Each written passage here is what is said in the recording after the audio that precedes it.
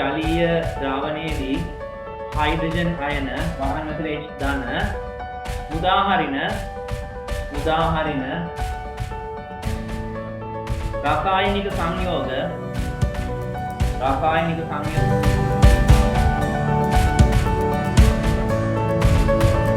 එහෙම එකක් තමයි දිවේ කියනොත් ඇඹුල් රස දැනෙන්නේ. පැර වැඩි එකක් නම් දිවේ කියනොත් එහෙම ඇඹුල් රස නෙමෙයි දිවත් හොයාගන්න නැති. කවදාවත් අපි අම්ලයක් කියන එක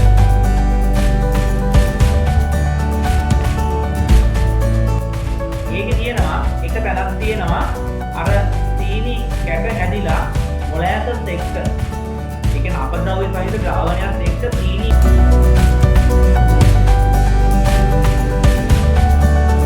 ඔක්කොටම ආයිබෝවන් කියලා තමයි කිව්වේ. ආයිබෝවන් සර්. ආයිබෝවන්. හොඳයි.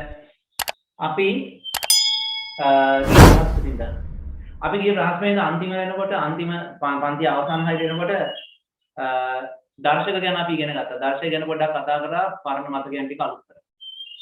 ඒවා මතක තියාගන්න ඕනේ ආ. මොකද දර්ශක ගැන මතක තියාගත්තේ නැත්නම් අපිට අම්ල භාෂම හඳුනා ගැනීම පොඩ්ඩක් අසීරු වෙනවා. ඒ නිසා දර්ශක ගැන හොඳට මතක තියාගන්න ඕන වලා. අපි බලමු එහෙනම් දැන් පාඩම තමයි 7 වෙනි පාඩම අම්ල භස්ම හා ලවණ අම්ල භස්ම හා ලවණ ඔතන පාඩම මේ ආදී අපි ඉස්සෙල්ලා අම්ල කියන්නේ මොනවද කියලා බලමු. මම කටපාඩම් කරලා තියාගන්න ඕනේ. කටපාඩම් කරලා තියාගන්න. පළවෙනි එක අම්ල. පළවෙනි මාතෘකාව තමයි අම්ල. එක අම්ල. අම්ලයක් කියනවා මෙහෙම දෙයකට. කොහොමද වතුරට දැම්මට පස්සේ හරි වතුරට දැම්මට පස්සේ එයා සම්පූර්ණයෙන් විඝටනය වෙනවා. මොකද විඝටනය වෙනවා කියන්නේ? විඝටනය වෙනවා කියන්නේ කැඩෙනවා. විඝටනය වෙනවා කියන්නේ කැඩෙනවා. සම්පූර්ණයෙන් කැඩිලා. හරි? එයා සම්පූර්ණයෙන් අම්ල අපි දාපු අම්ලය කැඩිලා. එයා ජලීය මාධ්‍යයට හරි? එයා ඉන්නේ ජලයේ නම් ජලීය මාධ්‍යයට ඒ ජලීය මාධ්‍යයට එයා නිකුත් කරනවා H ධන අයන හයිඩ්‍රජන් ධන අයන. හයිඩ්‍රජන් ධන අයන මෙයා නිකුත් කරනවා.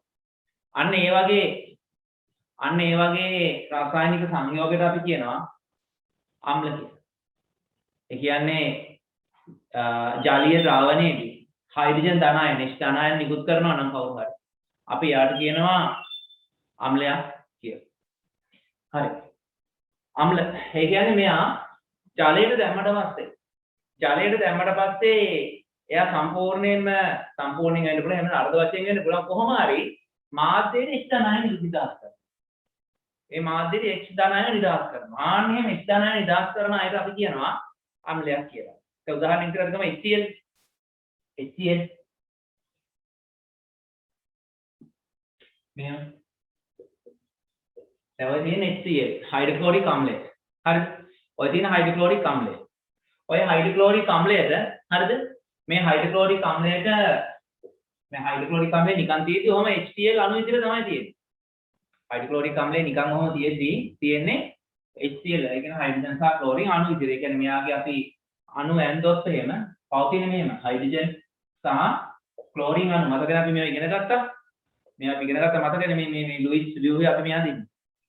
මේ අද තියෙන මේ බන්ධන එකක් දාලා සහසමිති බන්ධනයක් මෙයා ළඟ තියෙනවා. මේ විතර තියෙන්නේ. කැඩිලා නැහැ. එකට හැදිලා තියෙන්නේ. මේ දෙන්න එකට ඉන්නේ. දැන් මෙයාට අපි දානවා. මෙයාට අපි ජලය දානවා. මෙයාට. ජලය දැම්මට පස්සේ මොකද වෙන්නේ? ජලය දාපු ගමන් මෙයා කැඩෙනවා. මේ මෙතන බන්ධනය කැඩෙනවා. මේ බන්ධනය කැඩිලා දැන් ජලය දාපු ගමන් අපි කියන්නේ ජලීය හයිඩ්‍රොක්ලොරික් අම්ලය. ඒවා කියන්නේ HCl AQ කියලා දාන්නේ. මේ කියන්නේ ජලීය හයිඩ්‍රොක්ලොරික් අම්ලය. දැන් ජලීය හයිඩ්‍රොක්ලොරික් අම්ලය කොහොමද තියෙන්නේ? ජලීය හයිඩ්‍රොක්ලොරික් අම්ලය තියෙන්නේ කොහොමද? H ධන අයන ජලීය H ධන අයන ඊළඟට ජලීය क्लोरीन ऋण आयन ඕන ජලීය ක්ලෝරින් ඍණ ආයන ඔන්න ඔය විදිහට කැඩෙනවා කැඩුණාට පස්සේ මොකද වෙන්නේ එයා H ධන ආයන කියන එක ලබා දෙනවා මෙතන නිකන් ඉඳි H ධන ආයන නැහැ හැබැයි ජලීය මාත්‍රයට දාපු ගමන් එයා H ධන ආයන ලබා දෙන්න පටන් ගන්නවා මෙන්න මේ විදිහට H ධන ආයන ලබා දෙන කෙනෙක් ඉන්නවා නම් ජලීය මාත්‍රයේ එයාට අපි කියනවා අම්ලයක් කියලා එයාට තමයි අපි කියන්නේ අම්ල ඒක අපි කොහෙද ලියා ගන්නවා හරි කටපාඩම් කරලා මතක තියාගන්න ඕනේ අම්ල ලියන්නේ ජලීය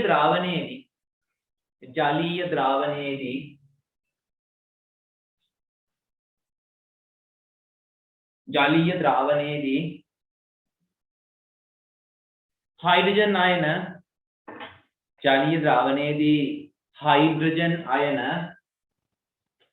වරහන් දාන්න H දන්න ජලීය ද්‍රාවණයේදී हाइड्रोजन आयन වරහන් ඇතුලේ H දන මුදාහරින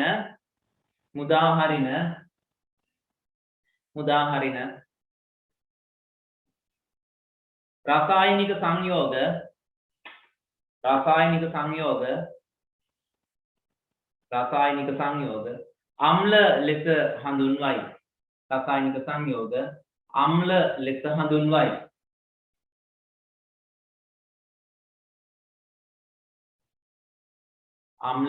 हඳුන්වයි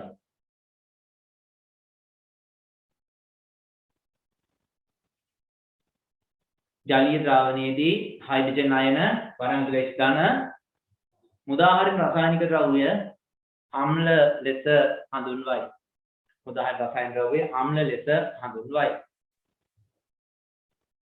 right අද උදාහරණ ටික ලියා ගමු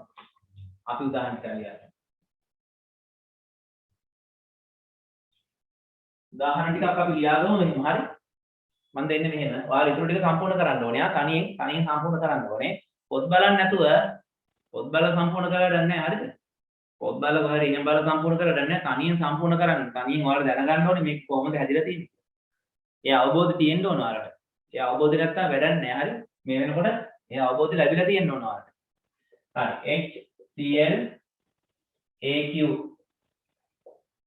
ජලීය HCl එහා පැත්ත කොහොමද මෙයා දෙකට කැඩලා තියෙන්නේ කියලා ලියන්න ඕන හරි ඊළඟට H2SO4 ජලීය ඊළඟට नाइट्रिक HNO3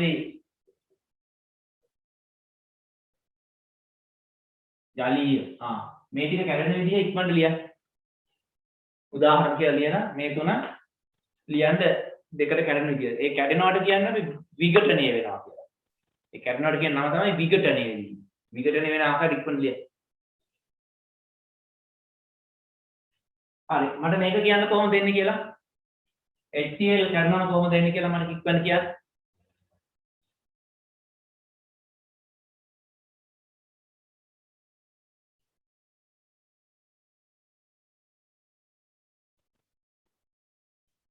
දැන් මම ඉන්නගේ නම් කියනවා සාරිම කියන්න බලන්න HCl දෙකට කැඩෙනවා කොහොමද දෙන්නේ කියලා මට ඉක්මනට කියන්න කවදාවත් මම ඔන්ලයින් පන්තියේ කතා කරලා නැහැ ඔයත් එක්ක H plus එක Cl minus H plus එක එනවා Cl minus හරි එතකොට මේක AQ කියලා දාන්න ඕනේ ඒක දැන් glue එකනේ කලින් එහෙනම් H2SO4 වලට කියන්නේ ඉක්මනට ආව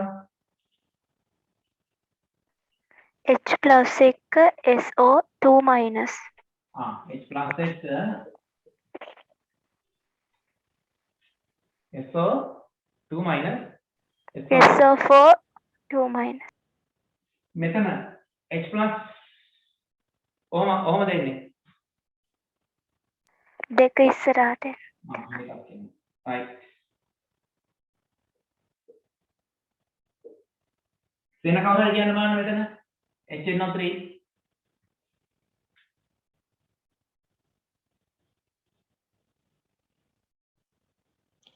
H plus ධන NO3 minus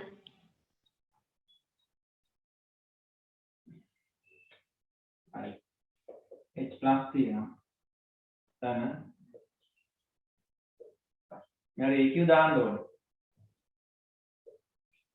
හරි දැන් මේක මෙහෙමයි දැන් ඕක ඔහොම කැඩෙන විදිය හිතා ගන්න බැරි කෙනෙක් ඉන්නවා නම් මේක හැදිච්ච විදිය බලන්න. අපි රසායන සමීකරණ ගොඩනැගුවානේ කලින් නේ අපි මේව හැදිච්ච විදිය මතකයිනේ. හයිඩ්‍රජන් සහ සල්ෆේට් කාණ්ඩයෙන් එකතු වුනේ නේ.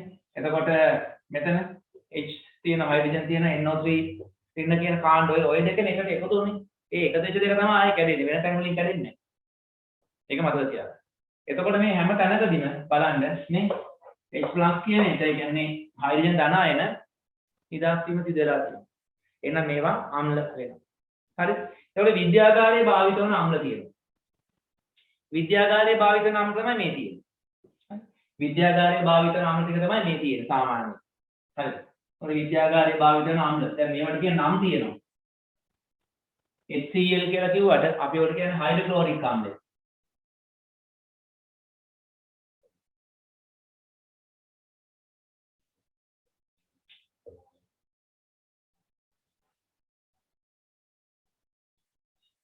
හයිඩ්‍රොක්ලෝරික් අම්ලය නේ H2SO4 කිව්වම හරිද හයිඩ්‍රජන් සල්ෆේට් එහෙම නෙමෙයි හරිද හයිඩ්‍රජන් සල්ෆේට් නෙමෙයි දැන් අර කවුද කිව්වේ එකපාර ඩයිහයිඩ්‍රජන් මොනොක්සයිඩ් කියලා කිව්වේ නේ H2O විකාර වෙනවා ඉතින් නේ කිව්වට පස්සේ එහෙම කියන්නේ නැහැ H2 කියන්නේ ඩයිහයිඩ්‍රජන් ඔක්සයිඩ් එක මොනොක්සයිඩ් කියන්න පුළුවන් බැරි නෑ එහෙම කියන්නේ කියන්න පුළුවන් එහෙම කියන්නේ එහෙම ඉතින් අර ජෝක් එකට කියන දේවල් ඉතින් හරි ඒව එහෙම ලියන්න එපා විභාගෙට වැරදි හරිද එක එක කට්ටිය පොරවල් වෙන්න දාන වචන තියෙනවානේ මට මතකයි සිරස ලක්ෂපති කියලා මොකේ හරි ඕන කතාවක් කියලා තිබුණා ඕක ඔයිට කලින් කියලා තිබුණේ ඔයිට කලින් කියලා තිබුණා එස්ට්‍රෝම් කම්පැනි එකට එස්ට්‍රෝම් කම්පැනි එකෙන් ප්‍රශ්නයක් අහලා තිබුණා මේ Facebook එකේ මේ එයාලගේ ටැප් ලයින් වල ඩයිහයිඩ්‍රජන් මොනොක්සයිඩ් ගමන් කරනකොට මේ කොහොමද ඒවා මේ ටැප් ලයින් ඒවට ඔරුතු දෙනවද කියලා. උන් මැසේජ් එකක් දාලා තියෙනවා මේකේ වතුර විතරයි ගෙනියන්න පුළුවන් කිමිකල් බෑග්. ඒක ලොකු කේස් එකක් ගියා දැන් අවුරුදු 15 විතර කලින්.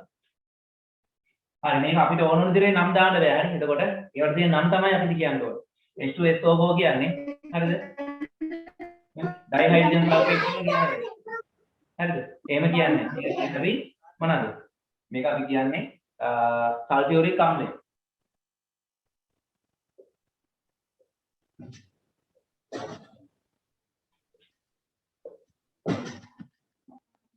සල්ෆියුරික් අම්ලය HNO3 හරි හයිඩ්‍රජන් නයිට්‍රේට් එහෙම නෙමෙයි හරිද එහෙම කියන්නේ නැහැ මේකට වෙනම නමක් දීලා තියෙනවා මේක තමයි නයිට්‍රික් අම්ලය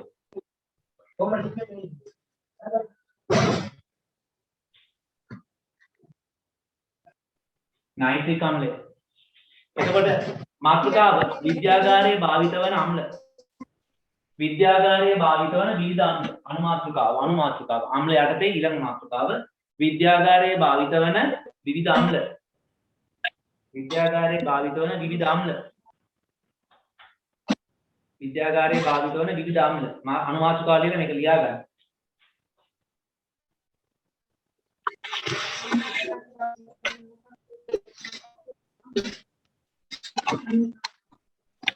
දැන් අපිට එනවා අපි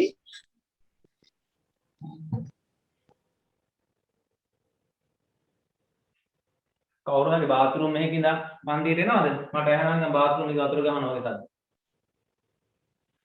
CH3OH ඇසිටික් අම්ලය විද්‍යාගාරයේ භාවිත නාම තමයි අපි නිතරම ගන්න නම් තුන තමයි මේවා කලාතුරකින් ගන්න සමහර ප්‍රැක්ටිකල්ස් වල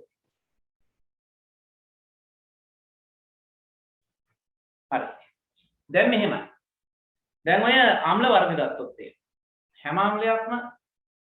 හැම අම්ලයක්ම අනිවාර්යෙන් ජලීය මාධ්‍යයේදී එයාගේ H ධනායන නිදහස් කිරීම කරනවා ජලයට.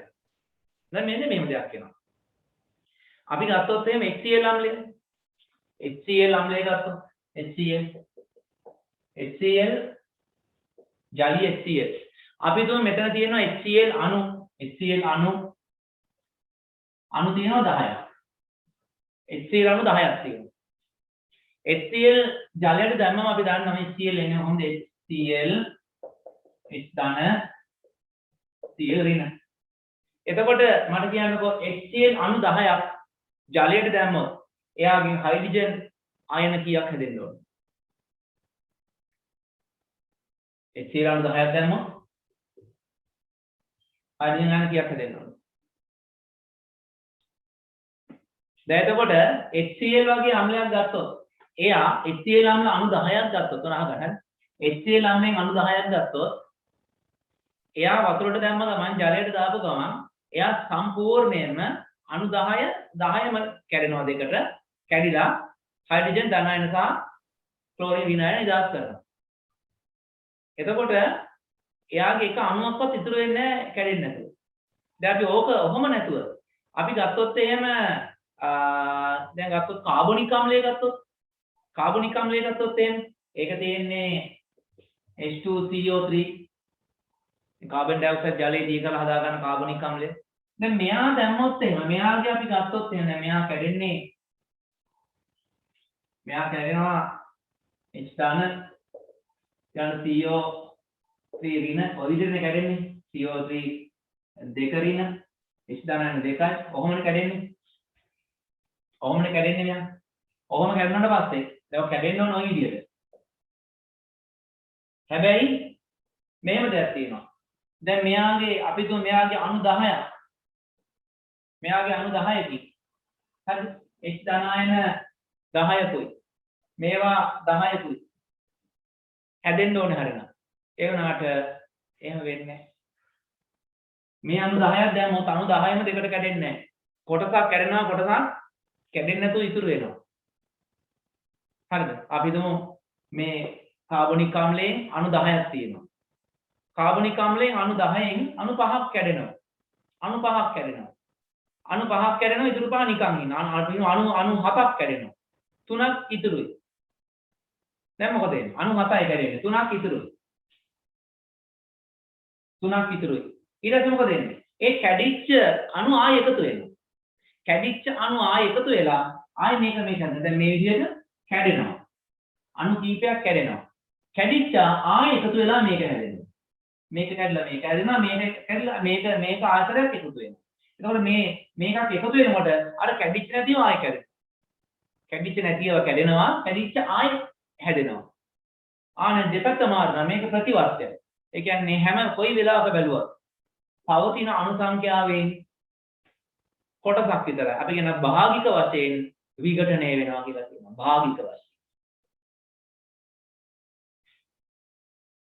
භාගිකව විඝටනය වීම කියලා අපි කියනවා. භාගිකව විඝටනය වෙනවා කියලා අපි කියනවා. මෙන්න මේ වගේ අම්ල වර්ගයක් තියෙනවා. හරි එතකොට දැන් ඔන්න ඔයාලා ඉගෙන ගත්තා සමහර අම්ල වර්ග තියෙනවා ජලීය මාධ්‍යයේ එහෙම නැත්නම් ජලයට දැම්මට පස්සේ සම්පූර්ණයෙන්ම එයා විඝටනය වෙනවා. ඒ කියන්නේ දෙකට කැඩෙනවා. සමහර අම්ල වර්ග තියෙනවා සම්පූර්ණයෙන් විඝටනය වෙන්නේ නැහැ. භාගිකව විඝටනය වෙනවා. භාගිකව තමයි දෙකට කැඩෙන්නේ. ඒ කියන්නේ කොටසක් දෙකට කැඩෙනවා. කොටසක් කැඩෙන්නේ නැතුව ඉතුරු වෙනවා. මෙන්න මේ විදිහට ගත්තොත් එහෙම ජලීය මාධ්‍යයේදී පූර්ණ වශයෙන් විඝටනය වෙනවා නම් සම්පූර්ණයෙන්ම යා විඝටනය වෙනවා නම් මේ වගේ අම්ලයකට අපි කියනවා ප්‍රබල අම්ලයක් කියලා. සම්පූර්ණයෙන් විඝටනය වෙනවා නම් අපි කියනවා ප්‍රබල අම්ලයක් කියලා. ස්ට්‍රෝං ඇසිඩ් එකක් කියලා කියනවා අපි ඒකට. ඊළඟට මෙන්න මේ විදිහට භාගිකව විඝටනය වෙනවා නම් අපි යාට කියන්නේ දුර්වල අම්ලයක් කියනවා දුබල අම්ලයක් වීක් ඇසිඩ් එකක් කියලා අපි කියනවා. හරිද? එහෙනම් දැන් ඔන්න අම්ල වර්ග දෙකක් තියෙනවා. අම්ල වර්ග දෙකයි. එකක් තමයි ප්‍රබල අම්ල අනිත් එක තමයි දුබල අම්ල. ප්‍රබල අම්ලයක් ජලීය ද්‍රාවණයේදී පූර්ණව අයනීකරණය. ඒ කියන්නේ පූර්ණ දෙකට කැඩෙනකොට අපි කියන අයනීකරණය වෙනවා කියන්නේ. නේ? ජලීය ද්‍රාවණයේදී පූර්ණ අයනීකරණය වෙලා H ධනායන සහ අදාළ ඍණායනය හදනවා. එතකොට දුබල අම්ලයක් ගත්තොත් එහෙම එයා අර්ධ වශයෙන් හරි එහෙම නැත්නම් භාගිකව අයනීකරණය වෙලා H ධනායන සහ අදාළ අනෙක් ඍණායනය සාධන. හරි. එහෙනම් ඊළඟ මාතෘකාව අලුත් මාතෘකාව ප්‍රබල අම්ල. අලුත් මාතෘකාව ප්‍රබල අම්ල.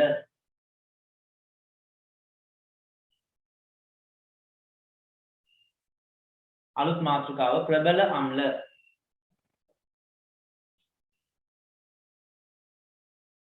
අලුත් මාතෘකාව ප්‍රබල අම්ල. හරි. ඒක ලියන්න මෙහෙම ජලීය ද්‍රාවණයේදී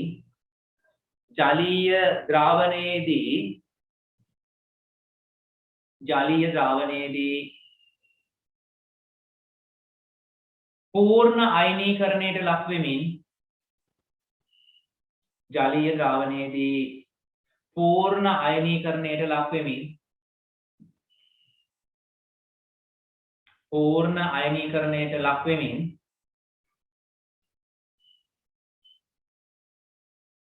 पूर्ण අයනීකරණයට ලක් වෙමින් H ධන අයන මුදාහරින අම්ල H ධන අයන මුදාහරින අම්ල H ධන අයන මුදාහරින අම්ල H ධන අයන මුදාහරින අම්ල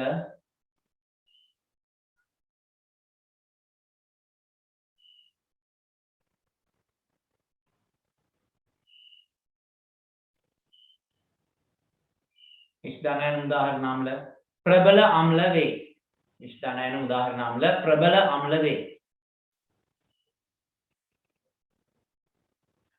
H ධන අයන මුදාහරින අම්ල ප්‍රබල අම්ල වේ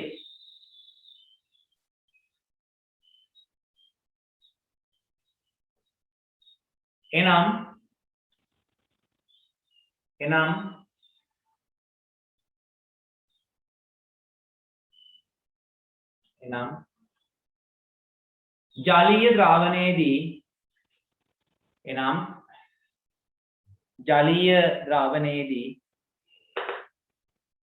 ජලීය ද්‍රාවණයේදී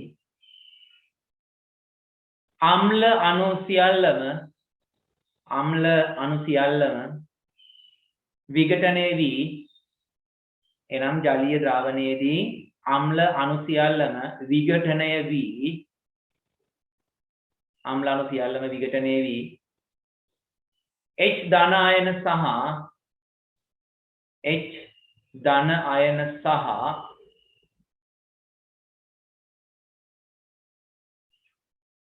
අදාළ ඍණ අයන බවට පත්වේ අදාළ ඍණ අයන බවට පත්වේ H ධන අයන සහ අදාළ ඍණ අයන බවට පත්වේ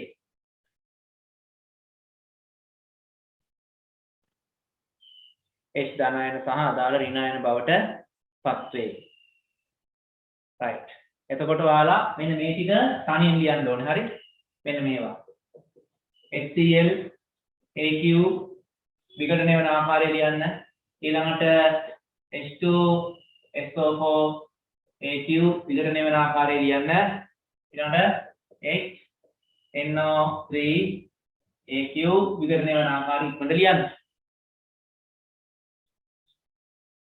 හරි එතනින් ප්‍රබල අම්ල කියන එක ඉවරයි එතනින් ප්‍රබල අම්ල ඉවරයි ඊළඟ බලමු අපි දුබල අම්ල කියන්නේ මොනවද කියලා මාතෘකාව දුබල අම්ල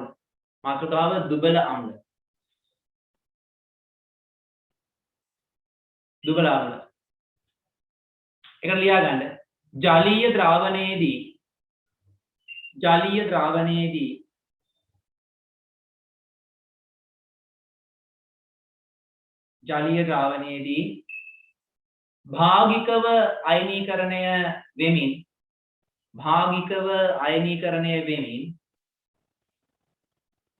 භාගිකව අයනීකරණය වෙමින් භාගිකව අයනීකරණය වෙමින් H ධන අයන මුදාහරින අම්ල ජලීය ද්‍රාවණයේදී භාගිකව අයනීකරණය වෙමින් H ධන අයන මුදාහරින අම්ල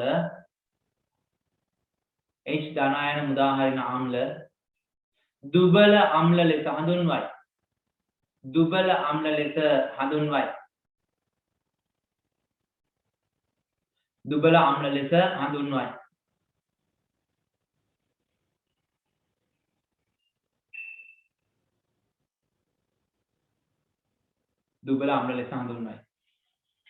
එනම් ජලීය ද්‍රාවණයකදී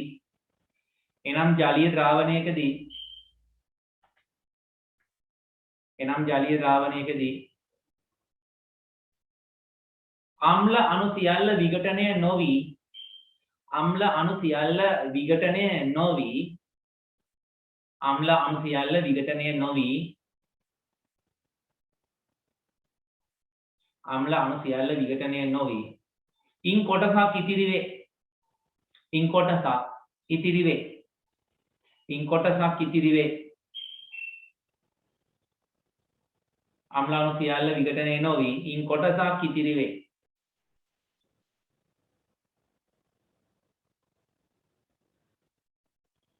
ඉන් කොටසක් ඉතිරි වේ. මෙය ප්‍රතිවර්තය.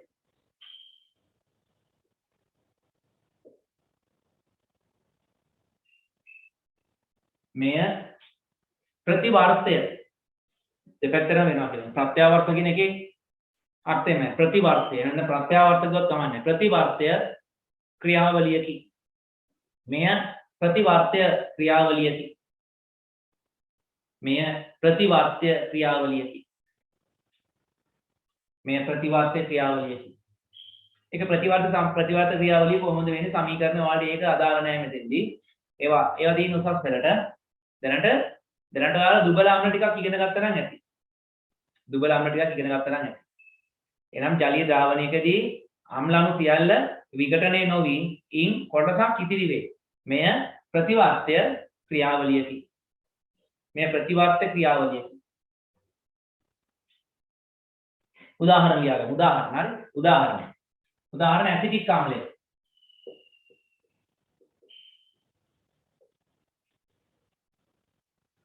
ඇසිටික් ආම්ලය මේක සූත්‍රය තමයි CH3COOH. CH3COOH. යන කාබොනික් ආම්ලය.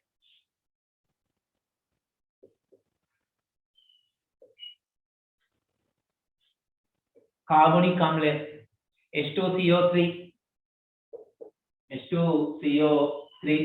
कार्बनिक अम्ल इलांटे फॉस्फोरिक अम्ल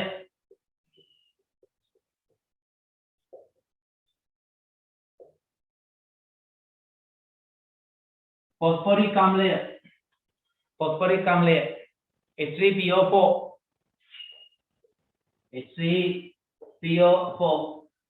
H3PO4 तादिना फोमिक अम्ल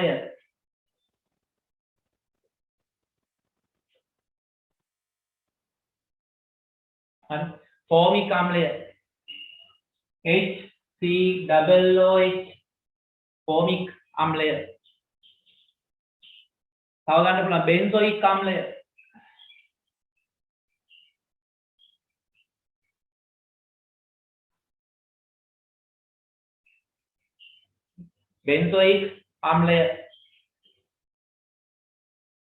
बेंजोइक अम्ल C5H5OOH बेंजीन එක සම්බන්ධ අම්ලයක් COOH මෙතන C එකක් තියෙනවා COOH C6H5 COOH बेंजोइक අම්ලය තව තියෙන ऑक्सैलिक अम्ल තියෙනවා ඊළඟ हाइड्रोक्लोरिक अम्ल තියෙනවා नाइट्रस अम्ल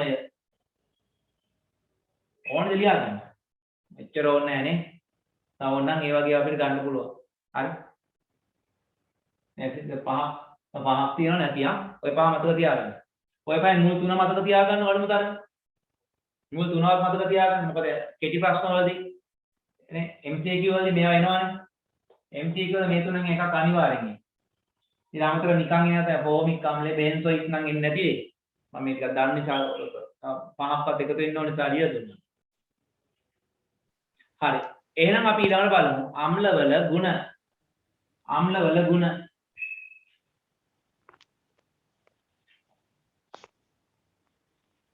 හරි නිකමට ඔයාලා කියන්නකො අම්ලවල ගුණ ඔයාලා දන්න ගුණ මොනවද කියලා අම්ලවල ගුණ අපි මීට කලින් කතා කරලා තියෙනවා 10 වසරේදී අම්ලවල ගුණ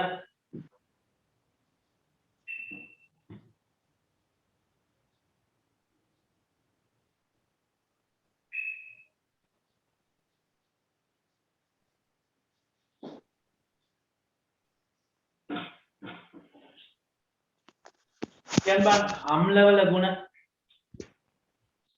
අම්ලයක් සාමාන්‍යයෙන් කටේ ගියවුනොත් මොන රසද දැනෙන්න ඕන? අම්ලයක් ඇඹුල් රස. ඇඹුල් රසයක් එනවා. අම්ල වලින් ඇඹුල් රසයක් එනවා. හරි. එතකොට අම්ල වලට අම්ල කියන එකක් අපි සාමාන්‍යයෙන් දුර්වල දුබල කියන්නේ සැර අඩු කියන්නේ මේ තනුක අම්ල. සැර අඩු අම්ලයක්. ප්‍රබල අම්ල දුබල අම්ල නෙමෙයි මම මේ කියන්නේ සැර අඩු අම්ලයක්. ඒ කියන්නේ වතුර වැඩියෙන් තියෙන අම්ලයක්. එහෙම එකක් තමයි දිවේ ගෑවුනොත් ඇඹුල් රස දැනෙන්නේ. සැර වැඩි එකක් නම් දිවේ ගෑවුනොත් එහෙම ඇඹුල් රස නෙමෙයි දිවත් හොයාගන්න නැති වෙනවා. නිසා කවදාවත් අපි අම්ලයක් කියන එක දිවේ ගාලා බලන්න යන්නේ නැහැ. අම්ල කියන එක දිවේ ගාලා බලන්න හොඳ නැහැ. නේද? අහුවෙන හැම එකම ලෙව කාලා බලන්න යන්න එපා. එතකොට අම්ලයක් කියන එක රෙදි වල ගෑවුනොත් මේ ඇඳුමක ගෑවුනොත් එහෙම පිළිස්සෙනවා, පිච්චෙනවා. ඒකට හේතුව තමයි මේ රෙදි කියන්නේ මේක මේ රසායනික සංයෝගයක් නේ. තමයි මේක තමයි කපු නූල් වලින් හදලා තියෙන්නේ. කපු කියන්නේ ස්වභාවික දෙයක්. එතකොට අම්ලයක් වැඩිච්ච ගමන් ඒක තියෙන සෙලියුලෝස් දාමේ බිඳ වැටෙනවා. කපු නූල් කෙඳි ඒව හදලා තියෙන ඒවත් කෙඳි කියන්නේ සෙලියුලෝස් නේ. සෙලියුලෝස් තන්තුනේ. ඒ සෙලියුලෝස් තන්තු මේ බිඳ වැටෙනවා. එතකොට මොකද වෙන්නේ? නූල කැඩෙනවා. නූල් කැඩිලා එතකොට ඒ ඇඳුමේ ඒ කොටස නිකන් කුඩු වෙලා අපි කියන පිච්චෙනවා කියලා. පිළිත් ඉන්නේ. එතකොට අපේ සමට වැටුනොත් එimhe සමමද වැටුනොත් සමටත් ඒ ටික තමයි වෙන්නේ. සජීවී පටකනේ. සජීවී පටක වල තියෙන මේ සංඝටකත් එක්ක මෙයා ප්‍රතික්‍රියා කරලා සජීවී පටක විනාශ කරනවා. ඒ අම්ල වලට කරන්න පුළුවන් දේවල්. ඒක අපි අම්ල කියන ඒවා ඇඟේ තවර ගන්නෙ නැහැ. අතේපයි ගා ගන්නෙ. අපි අම්ල වලින් වැඩ කරද්දී හරියට අපි ග්ලව්ස් දෙකක් දා ගන්නවා. ඇස් ආවරණය වෙන විදිහට කණ්ණාඩියක් දා ගන්නවා. අදිත්‍යයේ අම්ලයක් ඇඟේට ඇවරුනොත් එහෙම පුළුවන් තරම් ඉක්මනට අපි හොඳ පිරිසුදු ගලායන ජලයෙන් පුළුවන් තරම් අපි සෝදන්න ඕනේ. පුළුවන් තරම් වෙලා තේදි නිදාරින්න ඕනේ. පිරිසුදු ගලායන ජලයෙන්. ඊට පස්සේ අපේ සමේ ගෑවි ගන්න වෛද්‍ය උපදෙස් අපි පිළිපදින්න ඕනේ ඊට පස්සේ. එතන ඒක තමයි අම්ල පරිහරණයේදී සැලකිලිමත් වෙන්න ඕන කරුණ. එතකොට මේ අම්ල වලට මෙහෙම දෙයක් තියෙනවා. ඔයාලා දන්නවා සක්‍රියතාවය. නේ? සක්‍රියතාවයේ මත වෙනද අර පොට්ට සෝම කැලේ මගදී ඇල්ලුම් තීරියා කාටිකක් පොඩි මතකනේ කතාව? ආන්න ඒක බැලුවම හරි. ඒකේ තියෙනවා හයිඩ්‍රජන් එක තැනක තියෙනවා. හයිඩ්‍රජන් වස්තුවලින් පස්සේ තමයි අර මේ කොමගරි කියලා ආව නේද? කොමගරගේ රිදී පැටව රත්තරන් කියලා දාගත්තේ නේ? අය කතා ඉන්නේ. කොපර්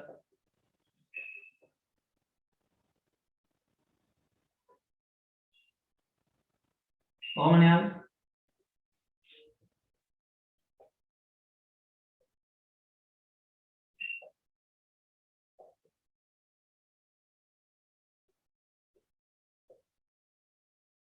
ඔය තියෙන සක්‍රියතා ශ්‍රේණියනේ.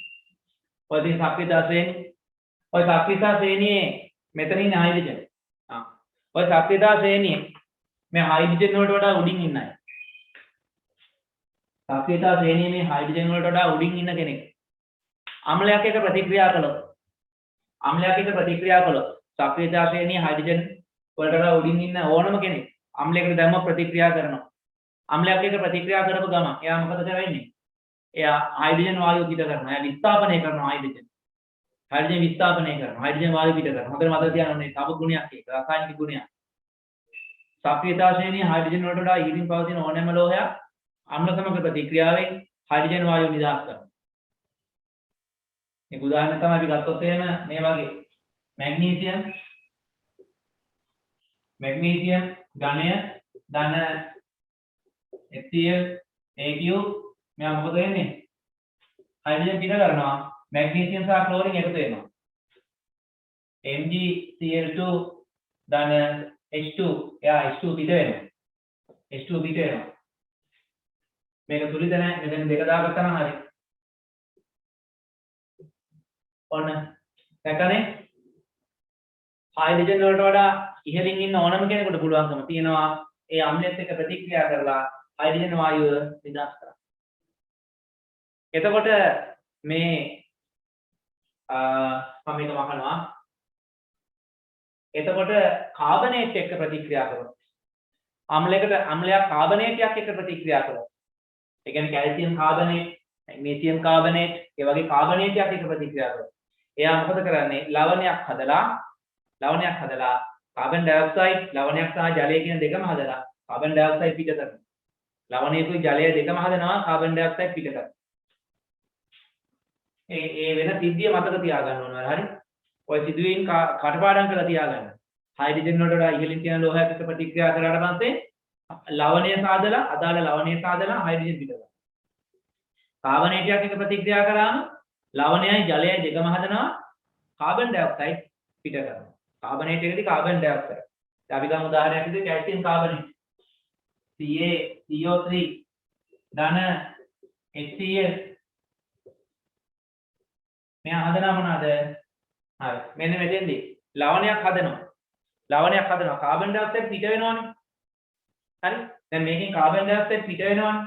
දැන් අපි බලමු මේක කොහොමද මේ ලවණයයි ජලය හැදෙන්නේ කියලා. හරි. කාබන් ඩයොක්සයිඩ් පිට වෙනවා කියන එක දන්නවා. කාබන් ඩයොක්සයිඩ් පිට වෙනවා. පැත්තකින් ලියාගමු කාබන් ඩයොක්සයිඩ් පිට වෙනවා. හරි. CO2 පිට වෙනවා කියලා පැත්තකින් ලියලා තියාගමු. කාබන් ඩයොක්සයිඩ් පිට වුණාම හොඳට බලන්න. මෙතන ඉතුරු වෙනවා. හයිඩ්‍රජන් ඉතුරු වෙනවා නේ. මේ හයිඩ්‍රජන් වලට වෙච්ච දෙයක් නැහැ. කාබන් ඩයොක්සයිඩ් CO2 පිට වෙලා ගියේ. ඒ කියන්නේ මේකේ කාබන් කැලලක් පිට වෙලා ගියා. ඔක්සිජන් පිට වෙලා ගියා. මෙතන හයිඩ්‍රජන් ඉතුරුයි. ක්ලෝරින් ඉතුරුයි. මෙන්න මේවා ඉතුරුයි මේ. මේවයි මොකද සංයෝගයක් තාම හැදුන්නේ නැහැ මේ. ඕම් ඔය තුන ඉතුරුයි. දැන් බලන්න ඕන ඔය තුන ඉතුරුයි නා. ඔය තුනේ මොකද්ද වෙනව ඇත්තේ කියලා. ඔය තුනේ හයිඩ්‍රජන් ඔක්සිජන් එක එකතු වෙලා ජලය හදනවා. එන එකක් හරි වුණා. ජලය හැදෙනවා කියන එක හරිනේ. හයිඩ්‍රජන් ඔක්සිජන් එක එකතු වෙලා ජලය හැදෙනවා. නේ? හයිඩ්‍රජන් ඔක්සිජන් එක එකතු වෙලා ජලය හැදෙනවා. එහෙනම් මේක ජලයක් හැදෙනවා. මෙන්න. දැන් එතකොට හයිඩ්‍රජන් අයින් වුණා වුණා. දැන් ඉතුරුලා ඉන්නේ කවුද? කැල්සියම් ඉතුරුයි, ක්ලෝරින් කියන එක නයි ඉතුරුයි. එහෙනම් අනිවාර්යෙන් ඊළඟ ලවණය මේ දෙන්නගෙන් තමයි හැදෙන්නේ. අන්න එහෙම අපි ගෙස් කරලා මේ සමීකරණේ ගෙස් කරලා හදාගන්න එහෙම. ප්‍රතික්‍රියක දුන්නාට පස්සේ ඵල ටික හදාගන්න එහෙම. පුරුදු වෙන්න ඒවා. කවුරුත් ඔවා කියලා දෙන්නේ නැහැ. හැමෝම කියලා දෙන්නේ සමීකරණ ලියාගෙන පාඩම් කරගනින් කියලා විතරයි. හරිද? සමීකරණය අමතක වුණොත් ගොඩ යන්නේ කොහොමද කියලා කවුරුත් කියලා දෙන්නේ. ඕන කියලා දුන්නා. හරි? කොහොමද වෙන්නේ? අපි ඉස්සෙල්ලාම දන්නවා දැන් මේක මතක තියාගන්න. මොකද්ද? කාබනේටයක් එක්ක අම්ලයක් ප්‍රතික්‍රියා කරාම අදාළ ලවණය හදනවා, ජලය හදනවා, හයිඩ්‍රජන් කාබන් ඩයොක්සයිඩ් පිට කරනවා. දැන් අපිට දෙනවා මොකක් හරි කාබනේටයක්. මොන මගුලක් දෙයිද කවුද දන්නේ? දැන් කැල්සියම් කාබනේට් කියලා එක දුන්නා. අම්ලය දුන්නා. හරි?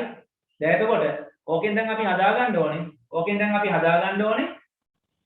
මේ ඵල ටික හදාගන්න ඕනේ.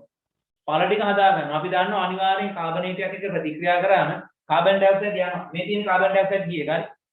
තියෙන කාබන් ඩයොක්සයිඩ් ගියේ. ඕම් කාබන් ඩයොක්සයිඩ් ගියා. හරි?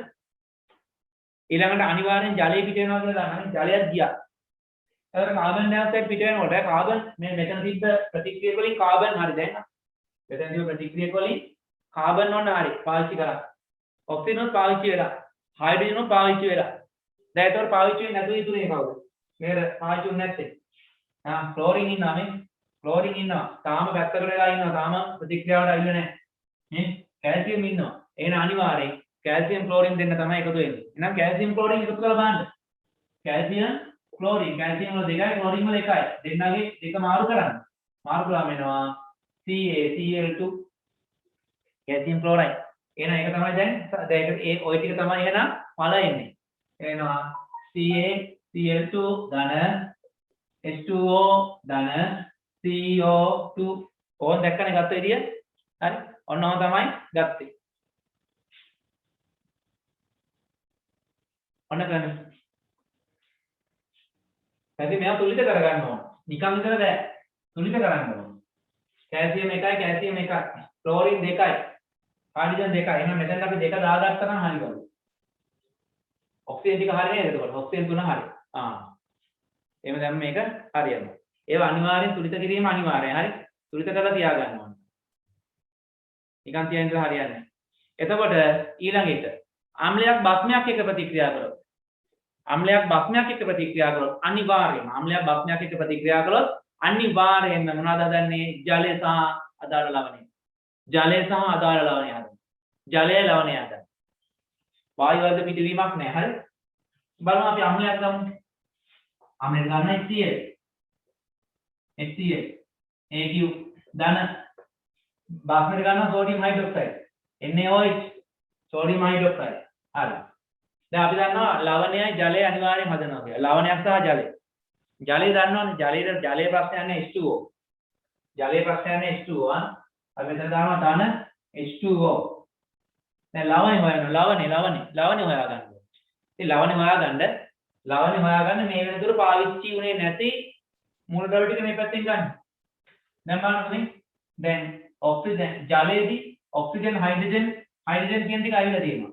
ක්ලෝරින් තාම ඵලයක් විදිහට එහා පැත්තට ඇවිල්ලා නැහැ. සෝඩියම් කියන එක ඇවිල්ලා නැහැ. එහෙනම් සෝඩියම් හා ක්ලෝරින් තමයි ඉතුරු වෙන්නේ එහා පැත්තට ලවණය හදන්න. සෝඩියම් ක්ලෝරින් එකතුලා හදන ලවණය තමයි. මොකද්ද? NaCl. මේක AQ ජලීය. දැක්කනේ? ආන්න එහෙම තමයි අපි සමීකරණය ගොඩ දා ගන්න ඕනේ. සමීකරණය කඩපාඩම් කරනවා වෙනුවට ඒ විදිහට මතක තියාගන්න උත්සාහ කරන්න. එතකොට මොකද වෙන්නේ? ඕනෑම සමීකරණයක් හදාගන්න පුළුවන්. සමීකරණය ගොඩනගා ගැනීම තමයි උත්සාහ කරන්නේ. එතන සමීකරණය ගොඩනගා ගැනීම තමයි උත්සාහ කරන්නේ. අපි කරන්න ඕනේ අපි ජීවිතේදීත් එහෙම. කවුරුවත් දෙන දෙයක් කාලා උඩ බලාගෙන ඉන්න එක නෙමෙයි කරන්න ඕනේ. අපිට අවශ්‍ය දේ අපි නිෂ්පාදනය කරගන්නයි ඕනේ. කොහෙන් හරි එනකන් කට අරගෙන බලන් ඉන්න එක නෙමෙයි කරන්න ඕනේ. අපි අපිට අවශ්‍ය දේවල් ටික අපිම සම්පාදනය කරගන්න ඕනේ. එතකොට අපි ස්වාධීනයි. කාගෙන්වත් යැපෙන්නේ නැහැ එතකොට. කාටවත් බය නැහැ එතකොට. ඕන තැනක කෙලින් හිටගෙන ඉන්න පුළුවන්. තමන් ස්වාධීන වුණාම. කාගේ හරි වහලෙක් වුණාම තමයි හැම වෙලාවෙම මොකකට හරි ඔළුව පාස් කරගෙන ඌට යටත් වෙලා ඉන්න වෙන්නේ. සමීකරණ කඩපාඩම් කරා මොකද වෙන්නේ? ඒ කඩපාඩම් කරපු සමීකරණ ටිකට ඔළුව පහත් කරන් ඉන්න වෙනවා. ඇයි ඒ? අපි දන්නේ එච්චරයි. අලුත් සමීකරණයක් ආපු ගමන්ම ඉවරයි. අලුත් සමීකරණය අපිට ගහනවා අපි නැත්තර නැති වෙන්නේ. එහෙනම් මොකද වෙන්න ඕනේ? අපි පුරුදු වෙන්න ඕනේ සමීකරණ කඩපාඩම් කරන එක නෙමෙයි සමීකරණය ගොඩනගන්න. මතක තියාගන්න. රසායනික සමීකරණ ගොඩනගන්න. රසායනික සූත්‍ර ගොඩනගන්නයි පුරුදු වෙන්න ඕනේ. තනි. ඒක තමයි වැදගත් වෙන්නේ. හරි එතකොට දැන් ඔන්න අම්ලවල ගුණ අපි ඉගෙන ගත්තා. අම්ලවල ගුණ ඉගෙන ගත්තා. අම්ලයක් රෙදිවල ඇඟේ තවරුනොත් එහෙම පිළිස්සීම් ඇති වෙන්න පුළුවන්. අම්ල වලට ආවේනික ඇඹුල් රසයක් තියෙනවා. හැබැයි අපි ඒවා දිව දාලා බලන්න යන්නේ නැහැ. එතකොට තනුක ආම්ලයක් හරි ගමන්නේ වාකරේ ආම්ලයක් සක්‍රියතා ශ්‍රේණි හයිඩ්‍රජන් වලට වඩා ඉහළින් තියෙන ලෝහ සමග ප්‍රතික්‍රියා කරලා හයිඩ්‍රජන් වායුව පිට කරලා අදාළ ලවණය හදන. ඒක තමයි මේ සමීකරණය. ඊළඟට ආම්ලයක් කාබනේටයක් එක්ක ප්‍රතික්‍රියා කරලා අදාළ ලවණයක් ජලයක් හදලා කාබන් ඩයොක්සයිඩ් වායුව පිට කරනවා. ඊළඟට අම්ලයක් සහ බස්මයක් ප්‍රතික්‍රියා කරලා ඊට අදාළ ලවණය සාදලා ජලයක් හදනවා. ලවණය සහ ජලය කියන දෙක හදනවා. ඕක තමයි අම්ලවල තියෙන ಗುಣ. ඊට අමතරව අම්ලවලට පුළුවන්කම තියෙනවා නිල් ලිට්මස් රතු කරන්න. නිල් ලිට්මස් රතු කරන්න පුළුවන්. ඒ තරම් නෙමෙයි pH දර්ශකයේ රතු තැඹිලි කහ කියන වර්ණ පරාසය තුළ වර්ණයක් පවත්වා ගැනීමේ හැකියාවක් පවතිනවා. මෙතිල් ඔරෙන්ජ් වලට රතු වර්ණය ලබා දීමේ හැකියාවක් පවතිනවා. ඔය තමයි අම්ලවල ಗುಣ. හොඳයි. අපි ඉක්මනට අම්ලවල ಗುಣ ටික ලියාගමු. අම්ලවල ಗುಣ ටික අපි ඉක්මනට ලියාගමු. ඉක්මනට ලියාගන්න අම්ලවල ಗುಣ සමීකරණත් එක්කම ලියාගන්න. ඔයාලට ඔය ස්ක්‍රීන් ෂෙයාර් එකේ පේන සමීකරණ වල ප්‍රතික්‍රියක තන පළ අතර දිගට ගහන ඊතලයේ ඇඳලා නැහැ. ඔයාලා ඊතලයේ දාගන්න ඕන. ප්‍රතික්‍රියක තන පළ අතර ඊතලයේ දාලා නැහැ. ඔයාලා ඒක තනියෙන් ඇඳලා.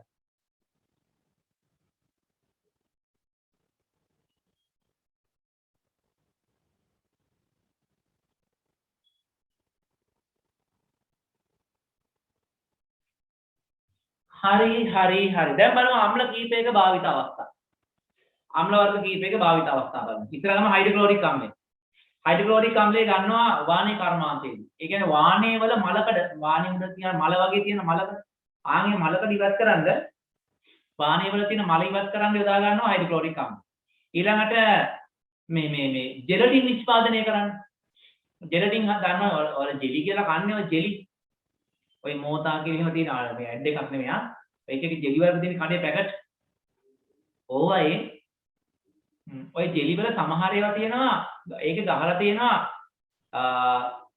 ශාකසාරය නිෂ්පාදනය කරන ලදී කියලා. ශාකසාරය නිෂ්පාදනය කරන ලදී කියලා තියෙනවා නම් අනිවාර්යෙන් මුහුදු පැලෑටි. මුහුදු ඇල්ගී වලින් තමයි ඒක හදලා තියෙන්නේ. මුහුදු ඇල්ගී. එතකොට එහෙම ශාකසාරය නිෂ්පාදනය කරන ලදී කියලා ගහලා නැත්නම් අනිවාර්යෙන් හදලා තියෙන්නේ හරක් කුර. හරකයි කකුල යට කැලේ තියෙන කුරය කියන්නේ අපි. ආන් ඒ කැලේ කියන්නේ ඒකෙන් තමයි හදලා තියෙන්නේ. එතකොට ඒවා චොප් කරන එක බලනවා, චප්ප කරනවා. චප්ප කරලා ඔකට දානවා මේක හයිඩ්‍රොක්ලෝරික් අම්ලය දානවා. ඒ කියන්නේ එහෙම ඒක ක්‍රම තියෙනවා. හරි ඒක මේ ඔය තියෙනවනේ ආහාර තාක්ෂණය කියලා. අනේකෙදි ඒවා ඔයාලා ඉස්සරහට කැම්පස් කියලා ඉගෙන ගත්තොත් ඔයාලට ඒක ඉගෙන ගන්න පුළුවන්. එතින්දි කරන්නේ මේ හයිඩ්‍රොක්ලෝරික් අම්ලය යොදාගෙන ඒකේ තියෙන කාර්ටිලේජ් මේ කොටස් වලින් අස්ථි මේ කොටස් වලින් මේ ජෙලටින් කොටස වෙන් කර ගන්නවා. ජෙලි මේ කොටස වෙන් කර ගැනීම සිදු කරනවා.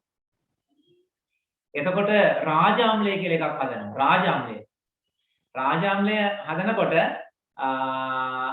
සාන්ද්‍ර නයිට්‍රික් අම්ලයයි ඊළඟ සාන්ද්‍ර හයිඩ්‍රොක්ලෝරික් අම්ලය දෙක තමයි ගන්න. සාන්ද්‍ර නයිට්‍රික් අම්ලය HNO3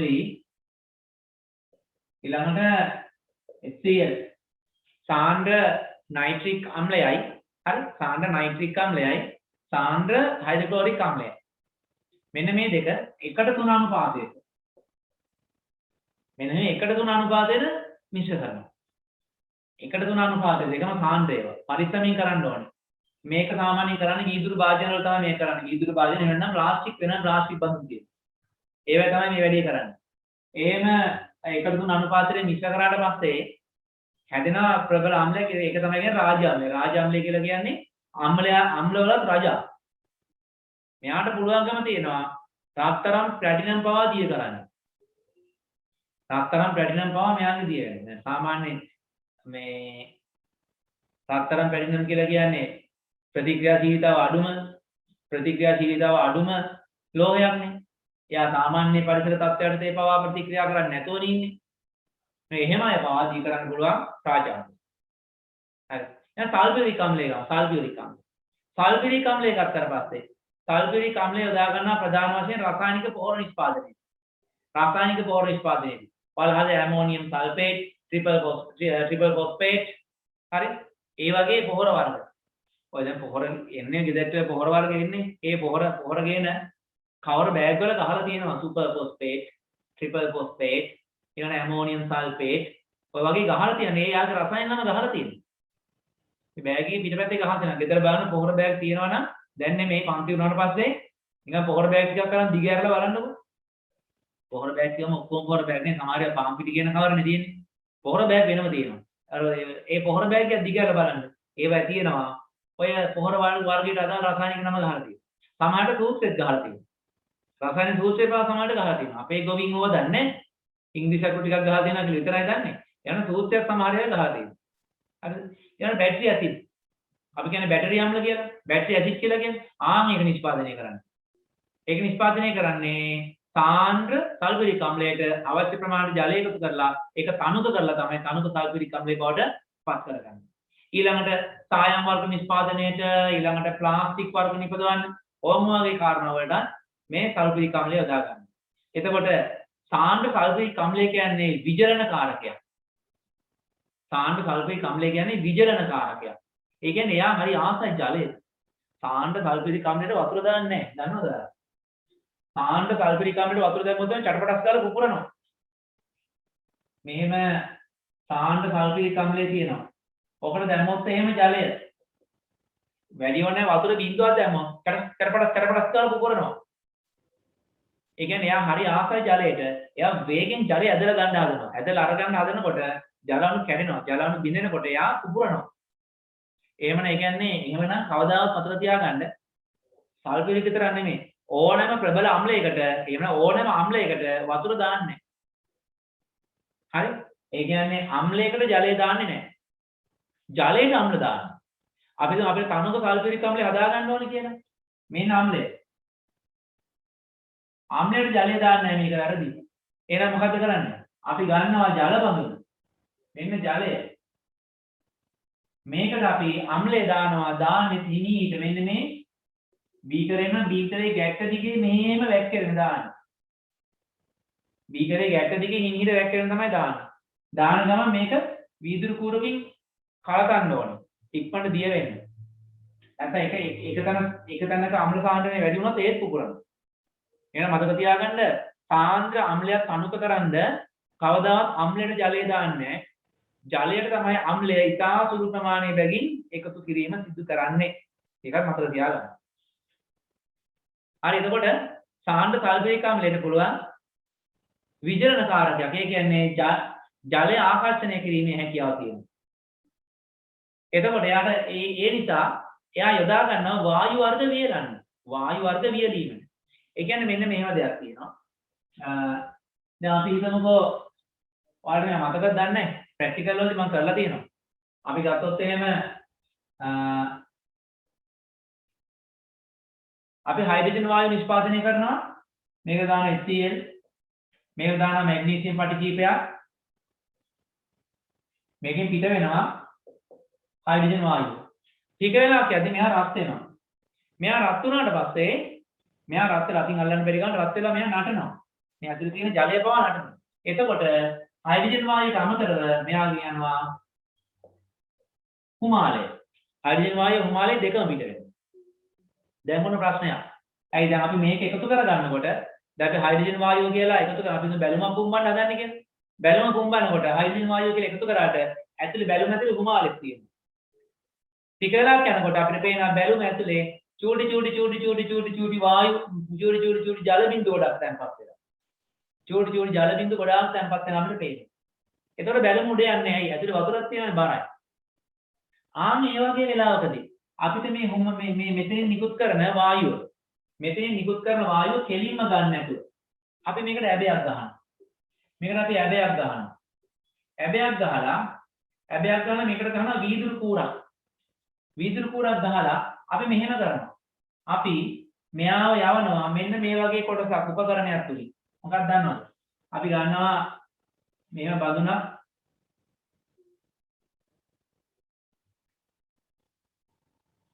මේ බඳුන දානවා සාන්ද්‍ර H2SO4 මෙතනින් එන නලය මෙහෙම දානවා මේක ඇතුළට. අර මතකද ගෙම්බක් ශ්වසනය කරන ඕනේ කතන්දරේ අර තිබුණේ අර ශ්වසනයේදී කාබන් ඩයොක්සයිඩ් පිටුන බව පෙන්වන එක. ආන්‍යවද මෙතෙන් පිට නිකුත් වෙන වායුව මේ සල්ෆියුරික් අම්ල බඳුන තුල බුබුලු නංගවනවා. ඊට පස්සේ මොකද කරන්නේ? මෙතනින් එළියට ගන්නවා. මෙතනින් එළියට යනවා H2. එතකොට මෙහෙන් එනවා මොන එකද එන්නේ? ජල වාෂ්පත් එක්ක එන්නේ. මේක ඇතුලෙන් යනකොට ජල වාෂ්ප ටික මෙහා අවශෝෂණය කරනවා. මෙතනින් පිට වෙන්නේ හයිඩ්‍රජන් විතරයි. වායු වර්ග වේලන්න. වායු වර්ග වියලීම සඳහා ඔන්න ඔක පාවිච්චි කරනවා. වායු වර්ග වියලීම සඳහා තෙත ගති ඉවත් කරන්න. ඊළඟ තමයි අපි ඇසිටික් අම්ලය. ඇසිටික් අම්ලය කියන්නේ දුබල අම්ලයක්. ඇසිටික් අම්ලය කියන්නේ දුබල අම්ලයක්. ඔයාලා දන්නවා ඇසිටික් අම්ලයෙන් තමයි විනාගිරි කියන එක නිෂ්පාදනය කරන්නේ. ප්‍රබල ඒ කියන්නේ සාන්ද්‍ර ඇසිටික් අම්ලයට අවශ්‍ය ප්‍රමාණයට ජලය එකතු කරලා 5% විතර සාන්ද්‍ර වෙන විදියට අපි පුළුවන් තරම් යා තනුක කරනවා. ආන්‍යම තනුක කරාට පස්සේ ඒ ලැබෙන්නේ අපි කියනවා කෘත්‍රිම විනාශය. කෘත්‍රිම නිෂ්පාදනය කරන විනාශය. එහෙම නැත්නම් අපිට පුළුවන් මීරා පැසෙන්න තියෙනවා. පැහැුණු තිබ්බට පස්සේ ආදෙනවකින් මධ්‍යසාර නිෂ්පාදනය වෙනවා. හරිද? එතිල් මධ්‍යසාර නිෂ්පාදනය වෙනවා. එතිල් මධ්‍යසාර මත තවදුරටත් ඇසිඩෝබැක්ටර් බැක්ටීරියා ක්‍රියා කරලා හැදෙනවා ඇසිඩික් අම්ල. ඒවට අපි කියනවා ස්වභාවික විනාශිනි. ස්වභාවික පොල් විනාශිනි. එහෙම නැත්නම් ස්වභාවික තල් විනාශිනි. එහෙම තියෙනවා. තල් ගහෙන් ගන්න එක තල් විනාශිනි, පොල් ගහෙන් ගන්න එක පොල් විනාශිනි. කිතුල් ගහෙන් හදන්න පුළුවන්. එහෙනම් කිතුල් විනාශිනි. ගොඩක් වෙලාවට විනාශිනි හදන්නේ පොල් වලින්. පොල් රා වලින් තමයි ගන්න. කිතුල් වලින් හදන එක පාඩුයි අයියේ. ඒක කිතුල් පැණි කිතුල් හපුරු කියලා ඊට වඩා වෙනස් මිල අධික නිෂ්පාදනය කරන්න පුළුවන්කම තියෙද්දි ඒවා හදන්නේ නැහැ. එතකොට එහෙනම් මතක තියාගන්න ආහාර සකසන්න විනාගිරි නිෂ්පාදනය කරගන්නේ ඇසිටික් අම්ලය. ඊළඟට රබර් කිරි මුදවන්න. රබර් කිරි මිදවීම සඳහා රබර් කිරි ගහින් ගන්න රබර් කිරි ඒවා ගෙනල්ලා අර ඒවා හදනවනේ ෂීට් වගේ රබර් ෂීට් දැකලා තියලා ගෙවල් වල දාගෙන සුදු පාට වැලේ දාලා රෙදි වෙනවා. ඒ රබර් ෂීට් එක ඒ රබර් කිරි කැටි ගහෙන්න ඕනේ. කැටි ගහෙන්න කරන්නේ මොකද්ද? ඒ රබර් කිරි මිශ්‍රණයට අවශ්‍ය ප්‍රමාණයට ඇසිටික් අම්ලය දානවා. ඇසිටික් අම්ලය දාලා එයා ට්‍රේ වලට දානවා. ට්‍රේ වලට දැම්මට පස්සේ එයා හරි ඉක්මනටම රබර් කිරි කැටි ගහලා ජලයේ කොටස ඉවත් වෙනවා. ඊළඟ ඡායාරූප පටල නිපදවීමේදී ඡායාරූප පටල නිපදවීමේ ඡායාරූප පටල කියන එක දැන් භාවිත කරන්නේ එක තිබුණා ෆිල්ම් රෝල් කියලා එකක්. ඉස්සර තිබුණා ෆිල්ම් රෝල් කියලා එකක්. ඔයාලා බලන්න ඉන්ටර්නෙට් සර්ච් කරලා ෆිල්ම් රෝල්. හරි? ෆිල්ම් කියලා දාන්න ෆිල්ම් කියලා දැම්මම පස්සේ එන්නේ මොනවද මේවා? චිත්‍රපටි වෙන්නේ. ෆිල්ම් රෝල් කියලා.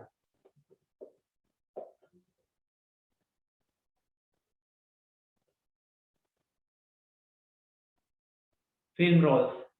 ඔහොම දාලා බලන්න. එතකොට ඒ වල ඡායාරූප පටල කියලා જાතියක් පේන්නේ. ඒක තියෙන්නේ මෙන්න මේ විදිහට. පොඩි ප්ලාස්ටික් නේ ඇලුමිනියම් ඩාප්පියක් වගේ එකක් තියෙනවා මෙතන රෝදයක් වගේ තියෙනවා මේකෙන් එළියට මෙන්න මෙහෙම ආපු පොඩි ප්ලාස්ටික් එක පොඩි ඉටි කොලයක් වගේ කෑල්ලක් තියෙනවා මෙහෙම වටේ මේ හිල් තියෙන සිදුරු මේ සිදුරු තියෙන්නේ මෙයාව ඇතුලේ කරකවන්න පුළුවන් වෙන මේක දිග පටියක් තියෙන්නේ ඉස්සර දිවිච්ච කැමරාවල ඕක දාන්නේ ඔක දාලි වෙලා ෆොටෝ දානකොට මේක ඇදිය තියෙනවා මේක ආලෝකයට සංවේදී නිකන් මේ සාමාන්‍ය ඉරට අල්ලපු ගාම මේක තියෙන ඔක්කොම ෆොටෝස් ටික පිච්චිලා යනවා කියලා අපි කියන්නේ වෙනස් වෙලා යනවා මේක අර අඳුරේ තියෙන්නේ කැමරාවේ පිටිපස්සේ තියෙන අරින්නේ එහෙම නැහැ ෆොටෝ ගහලා ඉවරනාට පස්සේ මේක ආය අනිත් පැත්තට ඒකෙන් මොකලා ඊට පස්සේ තමයි ඇරලා එළියට ගන්න නැත්තම් අරින්නේ නැහැ ඊට පස්සේ මේක මෙහෙම මෙන්න මේ ඇතුලේ තියෙන මේ පටලය මේ තමයි ඡායාරූප පටල කියන්නේ මෙන්න මේක නිෂ්පාදනය කරන්න ඔය ඇසිටික් අම්ලය යොදා ගන්න. නිෂ්පාදනය කිරීම සහ ඔක මේ විකසනය කරනවා කියන්නේ මේ ඔක අපි ඔක සුද්ධ කරනවා කියලා කරන්නේ. ආන්ගේ කාර්ය සඳහා යොදා ගන්නවා ඇසිටික් අම්ලය. කඩදාසි නිෂ්පාදනයට යොදා ගන්නවා. කඩදාසි නිෂ්පාදනය යොදා ගන්න ඊළඟට මේ නූල් නිෂ්පාදනයේට පේෂ කර්මාන්තවලදී ශාක කෙඳි වලින් නූල් වෙන් කර ගන්න.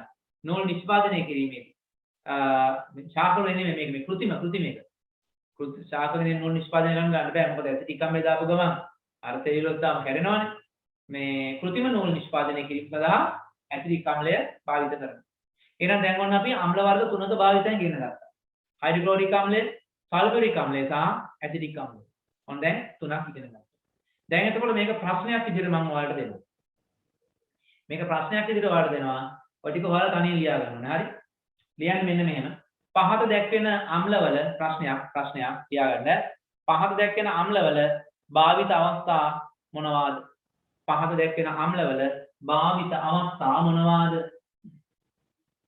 පහත දැක්වෙන අම්ලවල භාවිත අවස්ථා මොනවාද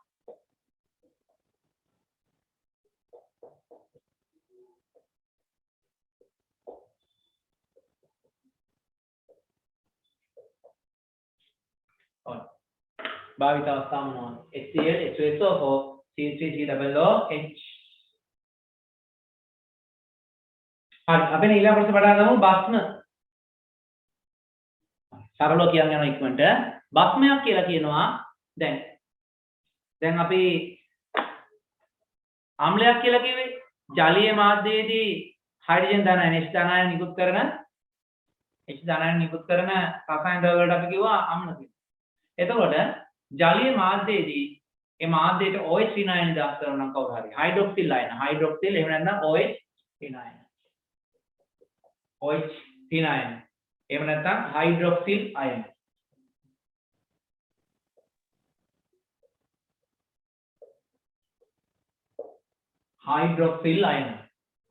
නිදාස් කරනවා හයිඩ්‍රොක්සයිඩ් කියලා කියනවා එනකොට මේක නියම විදියට කිව්වොත් ඔක හයිඩ්‍රොක්සිල් අයන කියලා තමයි අපි කියන්න ඕනේ හරිද එහෙනම් ජලීය මාධ්‍යයට OH ඍණායන එහෙම නැත්නම් හයිඩ්‍රොක්සිල් අයන නිදාස් කරනවා නම් කවුරු හරි අන්න එයාට අපි කියනවා බස්මයක් කියලා අම්ල වගේම තමයි අදුරුත් වෙනවා විදිහට අම්ල වගේම තමයි මොකද්ද කිසියම් රසායනික සංඝටකයක් කිසියම් බස්මයක් සම්පූර්ණයෙන් විඝටනය වෙලා එයා සම්පූර්ණයෙන්ම විඝටනය වෙනවා නම් ජලීය මාධ්‍යයේදී එයාට අපි කියනවා ප්‍රබල බස්මයක් කියලා. එතකොට කිසියම් බස්මයක් භාගික වශයෙන් විඝටනය වෙනවා නම් අපි එයාට කියන්නේ දුබල බස්මයක් කියලා. අම්ල කතා කරපු විදිහම තමයි. හරිද? එහෙනම් දෙවි මාතෘකාව දෙක බස්ම මාතෘකාව දෙක බස්ම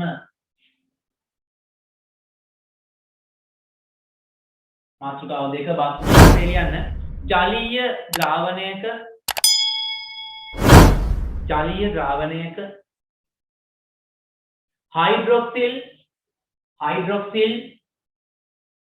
හයිඩ්‍රොක්සිල් වරහන් ඇතුලේ OH ඍණ ජලීය ද්‍රාවණයක හයිඩ්‍රොක්සිල් වරහන් ඇතුලේ OH ඍණ වරහන් වහන්න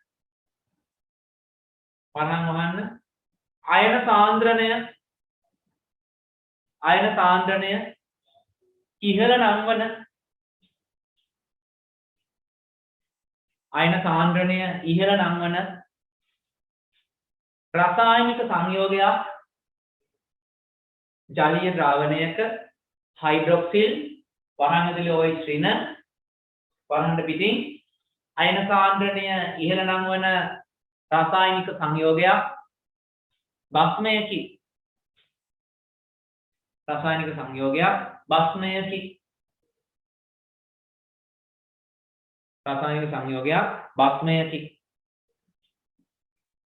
තනින් ලියන්න ඕනේ විඝටනය වෙන ආකාරය. උදාහරණ කියලා ලියන්න සෝඩියම් හයිඩ්‍රොක්සයිඩ් AQ මෙයා දෙකට කැඩෙන්න කොහොමද කියලා දැන් ලියා ගන්න පුළුවන් වෙනවනේ. හයිඩ්‍රොක්සිල් කාණ්ඩය සෝඩියම් ධන අයනය හැදෙන්නේ. මේකේ හයිඩ්‍රොක්සිල් කාණ්ඩය පොටෑසියම් ධන අයනය හැදෙන්නේ. ඒ ඔක්කොම AQ ජලීය කියලා දාන්න ඕනේ. හරි අපි ඊළඟ බලමු ප්‍රබල බස්ම හා දුබල බස්ම.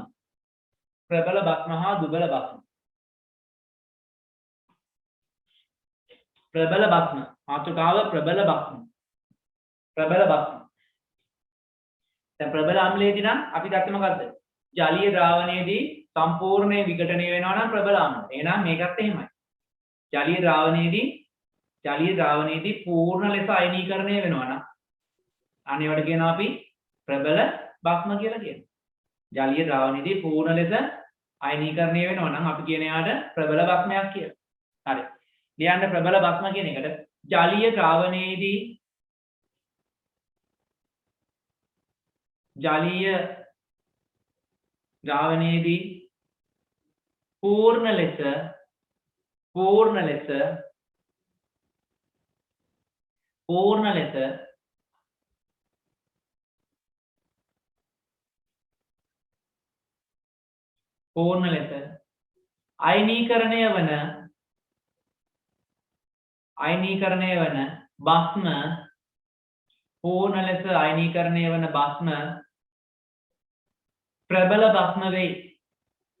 පූර්ණ ලෙස අයනීකරණය වන බස්ම ප්‍රබල බස්ම වේ.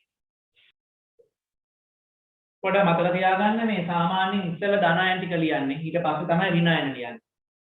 මේක මාරු කරලා ලියන්න එපා. ඉස්සෙල්ලා OH නේ දාලා පස්සේ මේක ධන ඒව ලියන්න එපා. ඍණ අයන පස්සේ ලියන්න. ඉස්සෙල්ලා ධන අයන ටික ලියන්නේ. ප්‍රතික්‍රියකලත් අපි එහෙම ප්‍රතික්‍රියක ඵල ලියද්දි ඉස්සෙල්ලා ලෝහ ටික ලියන්නේ. පස්සේ තමයි අලෝහ ලියන්නේ. ප්‍රතික්‍රියකවල ලියනවා. ඵලවලත් එහෙම ඉස්සෙල්ලා ලෝහ පස්සේ අලෝහ. ඒ වෙනනම් ඉස්සෙල්ලා ධන අයන පස්සේ ඍණ අයන. ඒ වගේ පොඩි අපි අර මේ නීතියක් නෙමෙයි රීතියක්. ඒ කියන්නේ නිකන් පිළිපදින දෙයක්. හරි? අය මේක ලියාගන්න ඉක්මන. ප්‍රබල බස්ම වලට. හරි මට ගොඩක් කට්ටිය ට්‍රික්ස් එවනවා. පස්සේ පොඩ්ඩක් බොහෝ දැන් බලන්න බෑ. පස්සේ බලන්න. හරි? ඒ ට්‍රික්ස් එවන ඔක්කොටම thank you ආ. නම් කියන්න බැරි වෙච්ච අයට මම කිව්වේ අනිතරම thank you කියලා පස්සේ දාන්න මැසේජ් එක. හරි ඊළඟ බලමු දුබල බස්ම. දුබල බස්ම කියන කණිය ලියා ගන්න පුළුවන් දැන් මම. දුබල බස්ම. මොනවද දුබල බස්ම කියන්නේ? ජලීය ද්‍රාවණයේදී භාගික වශයෙන් අයනීකරණය වන බස්ම දුබල බස්ම ලෙස හැදින්වේ. එච්චරයි. ලියා ගන්න. මාතෘකාව දුබල බස්ම යටතේ ලියා ගන්න.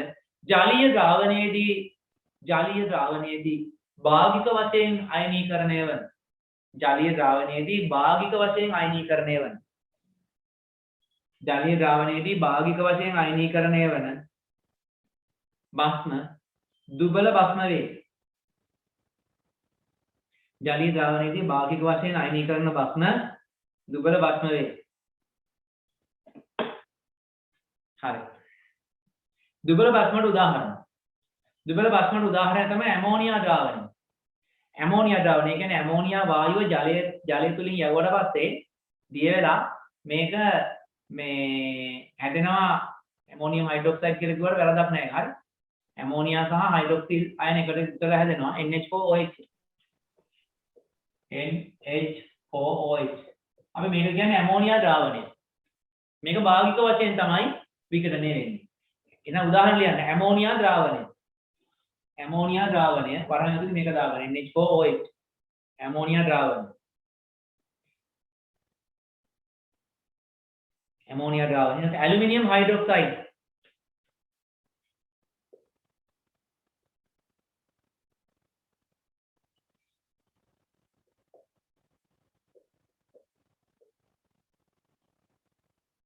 Aluminium hydroxide.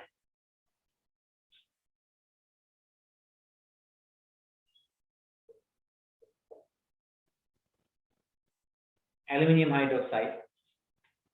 ඊළඟට ferric hydroxide, lead hydroxide. ඒ ගොඩක් තියෙනවා ඉතින්. copper hydroxide, zinc hydroxide,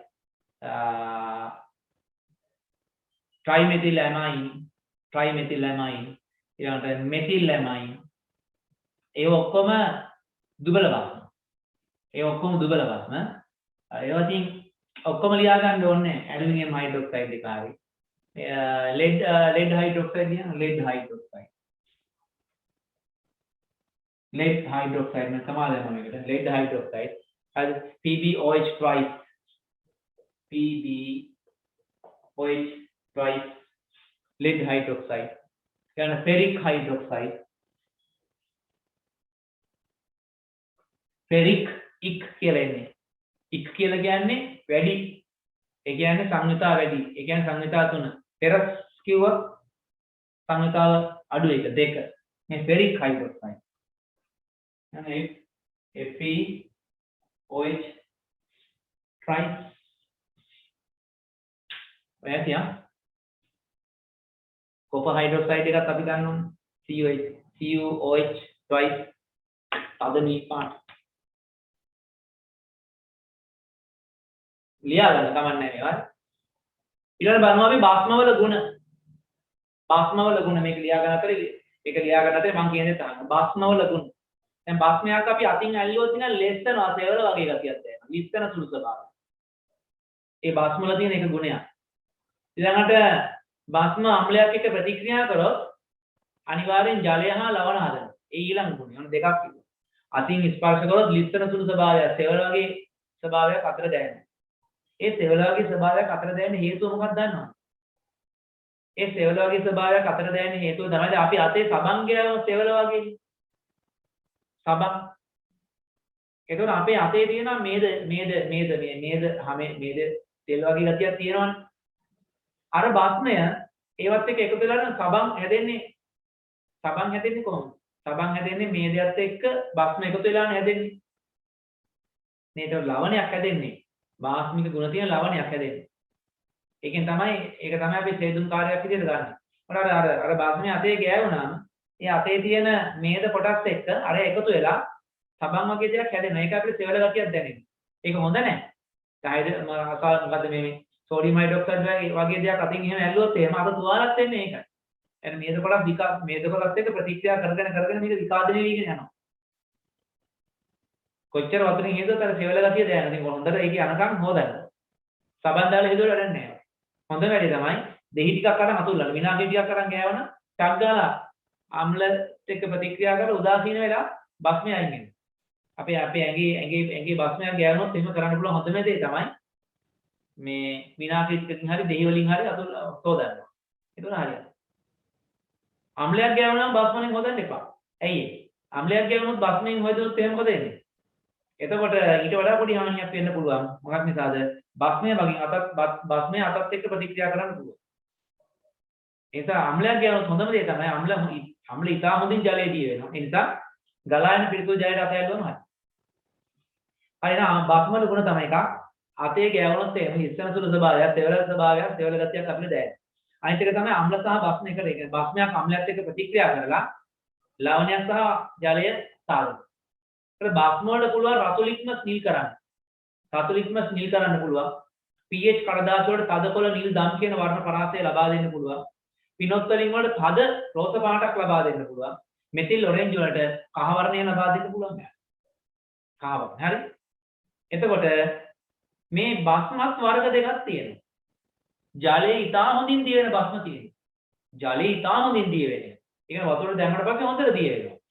ජලයේ ඉතා හොඳින් දිය වෙන බස්ම වලට කියන නම තමයි ක්ෂාර. ජලයේ ඉතා හොඳින් දිය වෙන බස්ම වලට කියනවා ක්ෂාර. ජලයේ මද වශයෙන් දිය වෙන ඒවාට කෙලින්ම කියන්නේ බස්ම කියලා.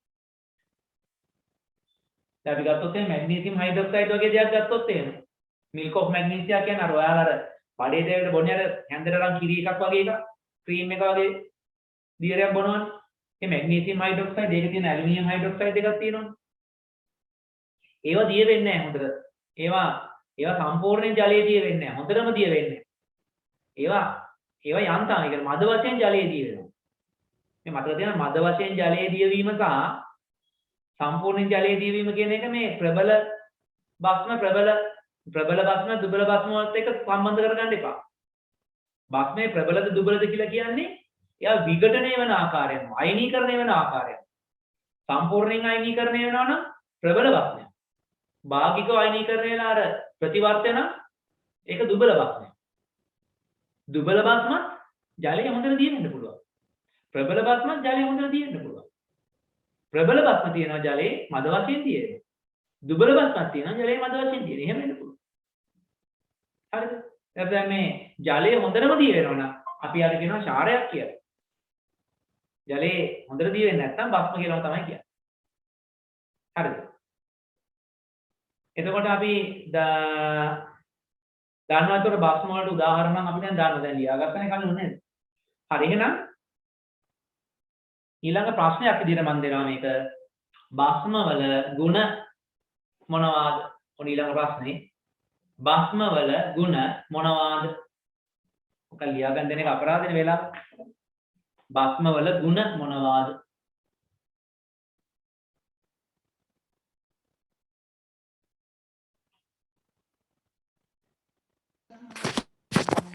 බස්ම වල ಗುಣ මොනවාද?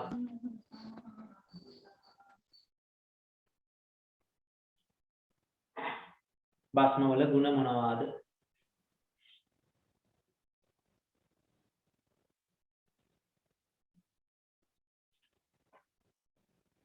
හයයි 22ක්.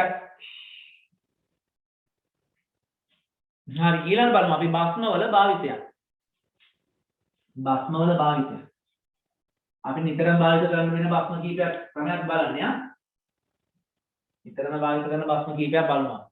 නිතරම භාවිත කරන බස්ම කීපයක් තමයි එකක් සෝඩියම් හයිඩ්‍රොක්සයිඩ් එක, අනිත් එක තමයි මැග්නීසියම් හයිඩ්‍රොක්සයිඩ්. සෝඩියම් හයිඩ්‍රොක්සයිඩ් එක භාවිත කරනවා අපි මොනකටද?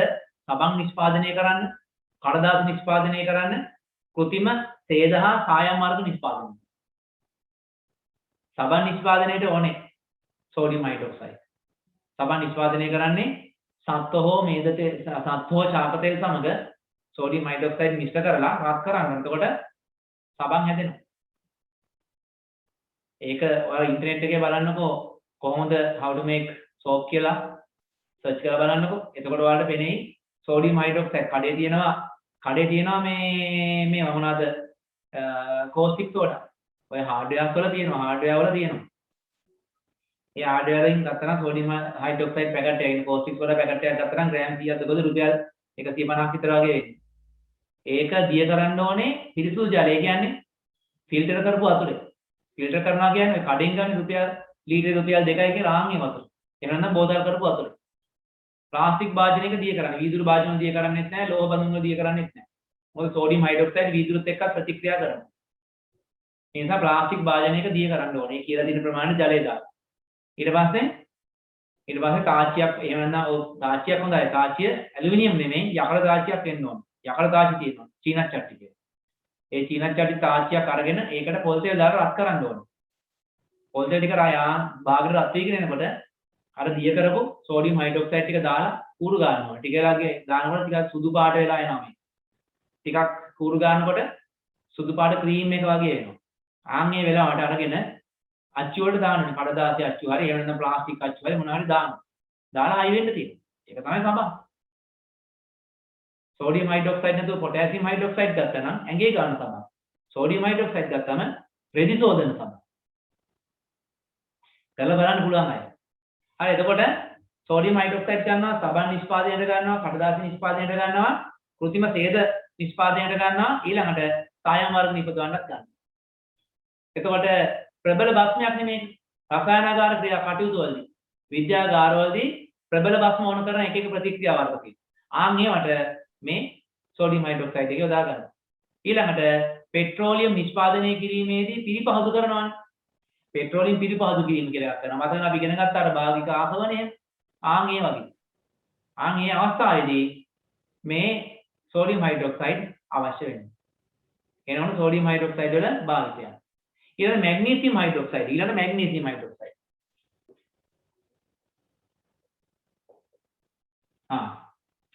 මැග්නීසියම් හයිඩ්‍රොක්සයිඩ් වලින් හදනවා මැග්නීසියා ශීරය.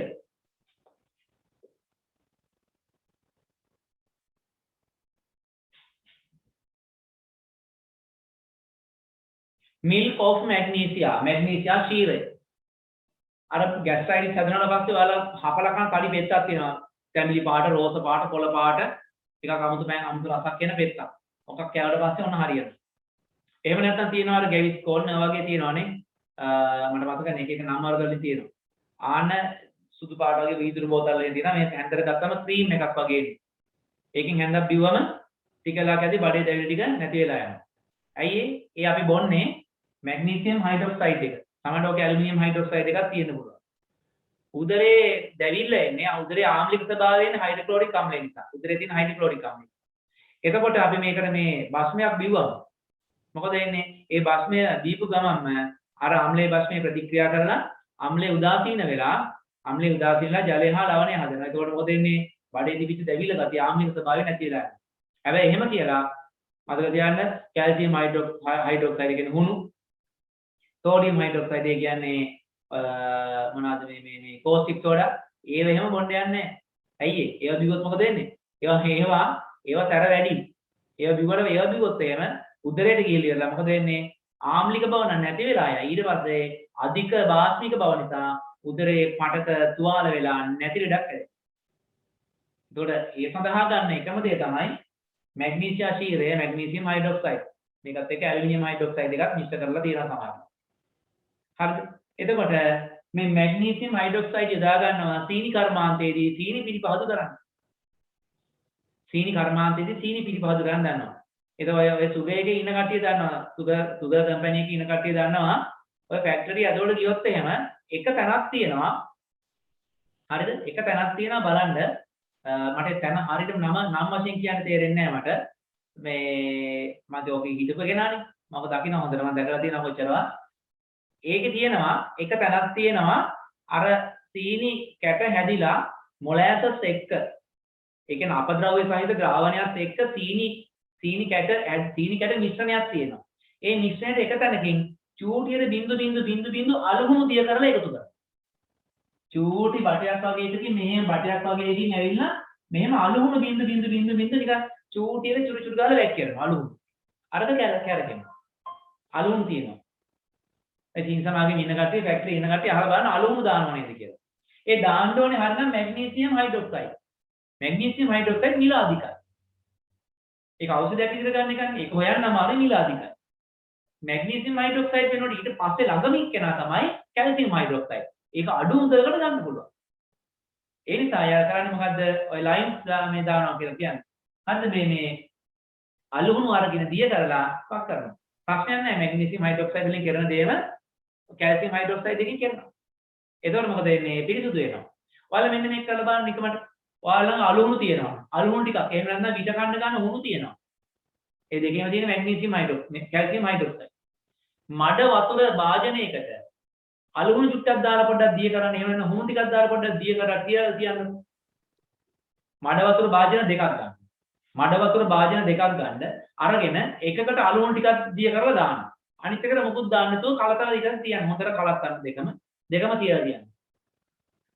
විනාඩි 5න් 5ට බලන්න. විනාඩි 5න් 5ට බැලුවොත් ඔයාලට පේන්නේ ඉක්මනටම මඩ ටික පහළට බහැලා ජලය පැහැදිලි වෙන්නේ අලුහුණු දිය කර වෙන හුණු දිය කරව බඳුනේ. අනිත් එකේ තියෙන මඩ ටික අඩියට දැන් අඩිය තැම්පත් වෙන්න ගොඩක් වෙලා යනවා. අර ඉක්මනට තැම්පත් වෙනවා. ඒ කියන්නේ එයාට හැකියාව තියෙන අපද්‍රව්‍ය ටික අවක්ෂේප කිරීමේ හැකියාව තියෙනවා. මැග්නීසියම් හයිඩ්‍රොක්සයිඩ්, කැල්සියම් හයිඩ්‍රොක්සයිඩ් දෙකම. හරියට බලන්න භස්ම කීපයක භාවිත දැන් වලට ඒ කියන්නේ භාවිත දැන් කතා කරා අපි. සෝඩියම් හයිඩ්‍රොක්සයිඩ් වල භාවිත ටික කියලා දුන්නා. ඊළඟට මැග්නීසියම් හයිඩ්‍රොක්සයිඩ් වල භාවිත ටික කියලා දුන්නා. ඒක දැන් ප්‍රශ්නයක් ලියන්න මෙහෙම. ප්‍රශ්න විදිහට යන්නේ මේක. ලියන්න මෙහෙම. පහත දැක්වෙන භස්මවල භාවිත අවස්ථා ලියන්න. පහත දැක්වෙන භස්මවල භාවිත අවස්ථා ලියන්න. sodium hydroxide දෙවෙනි එක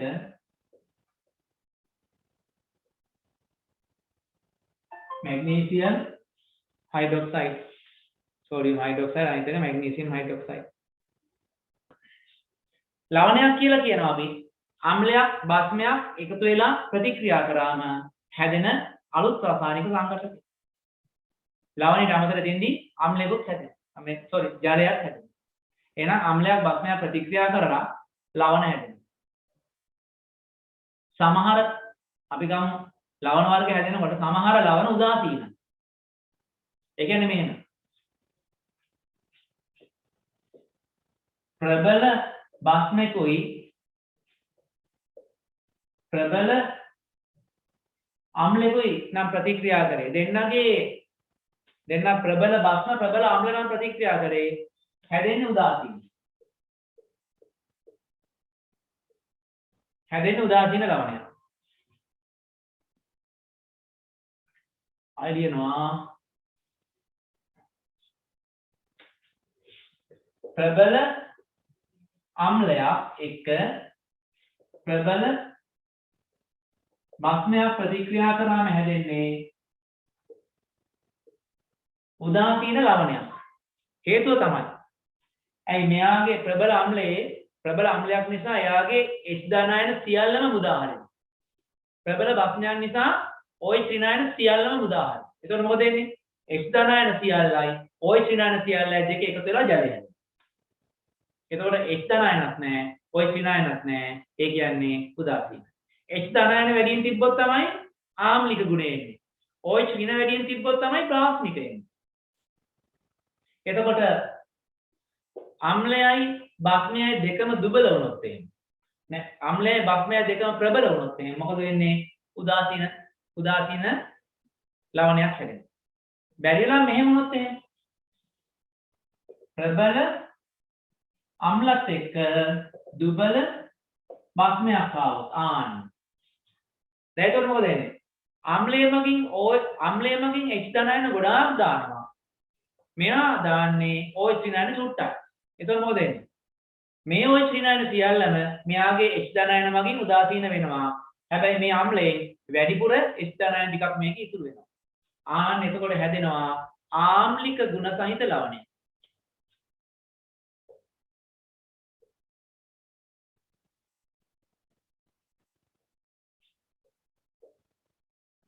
ආම්ලික ගුණ ඇති ලවණයක් හැදෙනවා.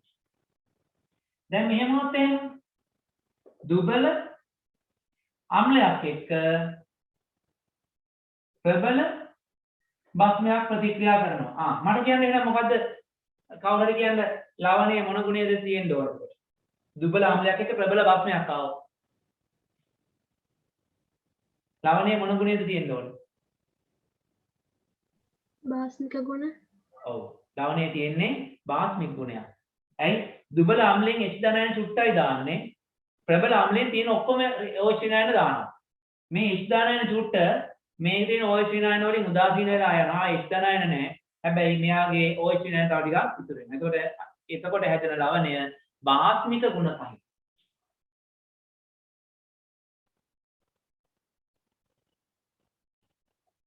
බාස්මික ගුණ ඇති ලවණයක් හැදෙනවා.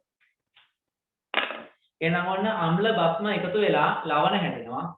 හරිද? එතකොට ලවණ හැදෙනකොට ප්‍රතික්‍රියා කරන අම්ලයේ සහ බස්මේ ප්‍රබලතාව අනුව හැදෙන ලවණේ හැදෙන ලවණය උදාසීනද ආම්ලිකද බාස්මිකද කියලා තීරණය වෙනවා. දැන් මේ ටික මෙහෙම ලිව්වම ඔයාලට කාට හරි ප්‍රශ්නයක් නැද්ද මෙතන අහන්න? මේ ටික දැක්කට පස්සේ. කාට හරි මේ ටික දැන් මේ ටික කියලා දුන්නකේ මොනවාරි ප්‍රශ්නයක් තියෙනවද දැන් අහන්න?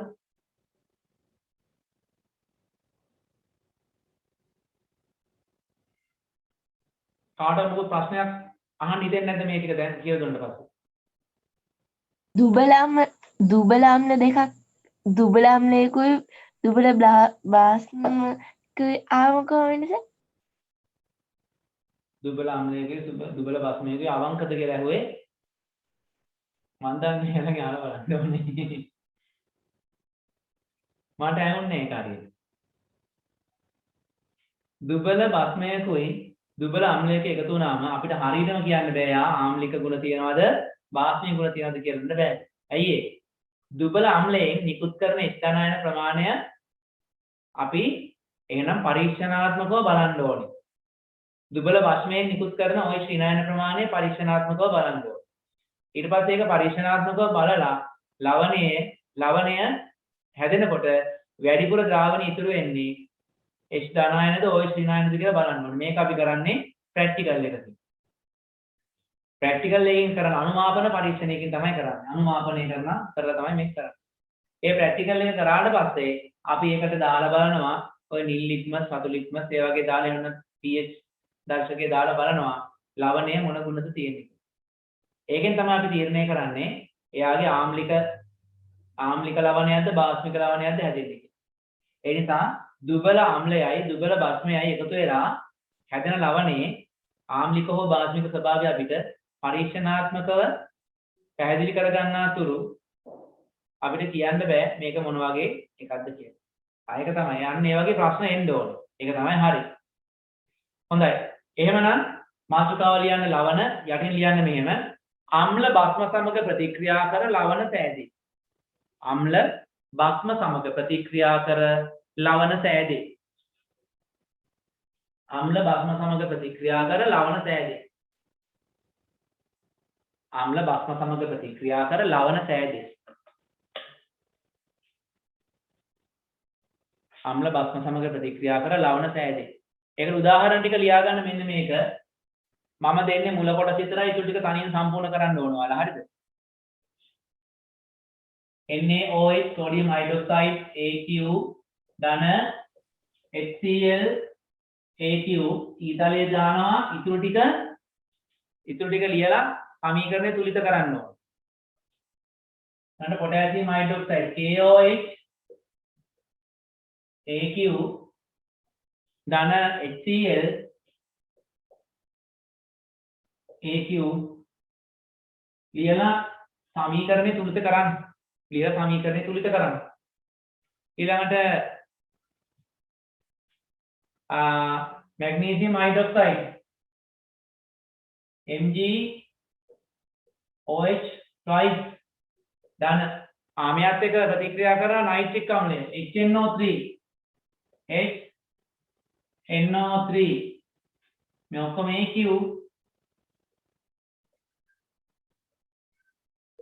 ඉතුරු ටික ඔයාලා ලියන්න ඕන තනියෙන් හරි තනියෙන් ඔයාලා ලියන්න හොයාගෙන ලියන්න ඕන හොයාගෙන නෙමෙයි තනියෙන් ගොඩනගන්න ඕන වැරදුනා කියපු වචනේ හොයාගෙන ලියන්නේ නෙමෙයි තනියෙන් ගොඩනගන්න හරි මේ ටික මේ පහළ ටික නෑ පහළ ටික වෙන කතාවක් පහළ ටික වෙන කතාවක් හරි මේ ටික ලියන් ඉවරන යටින් මෙහෙම ලියන්න ලියන් ඉවරද හරි කවුරුත් නැහැ කියලා කියන්නේ නැත්නම් ලියන් ඉවරයි. යටින් මෙහෙම ලියන්න ලවණයක් සෑදීමේදී එකිනෙක ප්‍රතික්‍රියා කරන ලවණයක් සෑදීමේදී එකිනෙක ප්‍රතික්‍රියා කරන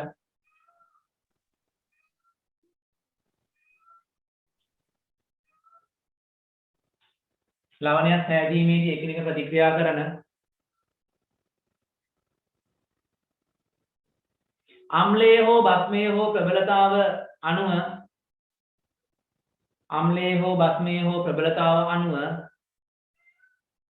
හෝ බස්මයේ හෝ ප්‍රබලතාව අණුව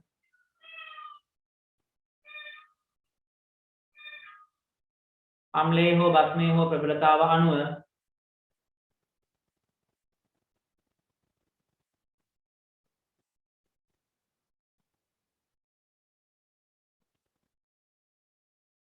ලවණ සෑදීමේදී එකිනෙක ප්‍රතික්‍රියා කරන අම්ලයේ හෝ බස්මයේ හෝ ප්‍රබලතාව අණුව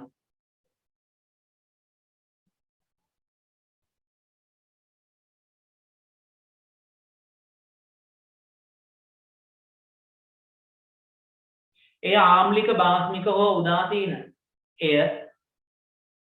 එය නැතු එහි කියලා ගන්න. එහි ආම්ලික බාස්මික හෝ උදාසීන බව තීරණය වේ. එහි ආම්ලික බාස්මික හෝ උදාසීන බව තීරණය වේ.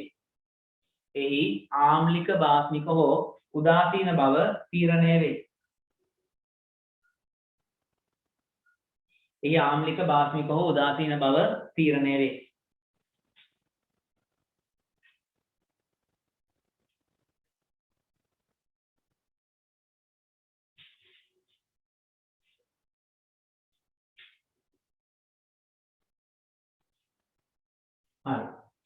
ප්‍රබල අම්ල ප්‍රබල බස්ම නම් උදාසීන ලවණ ප්‍රබල අම්ල දුබල බස්ම නම් ආම්ලික ගුණ ඇති ලවණ දුබල අම්ල ප්‍රබල බස්ම නම් බාස්මික ගුණ ඇති ලවණ ඔය ටික ලියා ගන්න.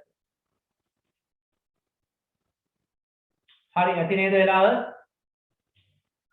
අපිට තියෙන වෙලාව පොඩ්ඩක් ඉක්මවා ගිහලා තියෙන්නේ. ඒ කියන්නේ මම දැන් ඊළඟ පන්තිය පටන් ගන්න ඕන 10 වසරේක පොඩි වේගයක් තියෙන්නත් ඕනේ කෑ ගහලා පණ කියලා තියෙනවා. ඒ නිසා මම දැන් තව අපිට ඉතලා තියෙනවා ලවණවල ಗುಣ තියෙනවා. ලවණවල ಗುಣ තියෙනවා, ලවණවල භාවිත අවස්ථා තියෙනවා.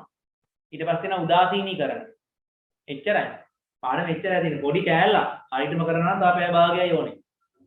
හරියටම කරන්න පැය භාගයයි ඕනේ. අර විස්තර කිරීම පොඩ්ඩක් වැඩි වෙනකොට පොඩ්ඩක් වෙලාව පොඩි යා මෙහා වීමක් වෙනවා. ඕක ඔය ටික ඊළඟ දවසට අපි දා ගන්නවා උදාසීනීකරණය සහ ලවණවල ಗುಣ තියෙනවා. ඊට පස්සේ අපි රසායනික ප්‍රතික්‍රියාවකදී සිදුවන තාප විපර්යාස ඒක පොඩි පාඩමක්. 8 වෙනි පාඩම දුටි පාඩම. ඒක අපි ඊළඟ ඉරිදා කොහොම හරි අපි අවසන් කරමු. එහෙමනම් අපි අදට පන්තිය නතර කරනවා. අපි ආයි ඊළඟ දවසේ ඔක්කොටම සුබ දවසක් සුබ රාත්‍රියක්. අයබෝවන්.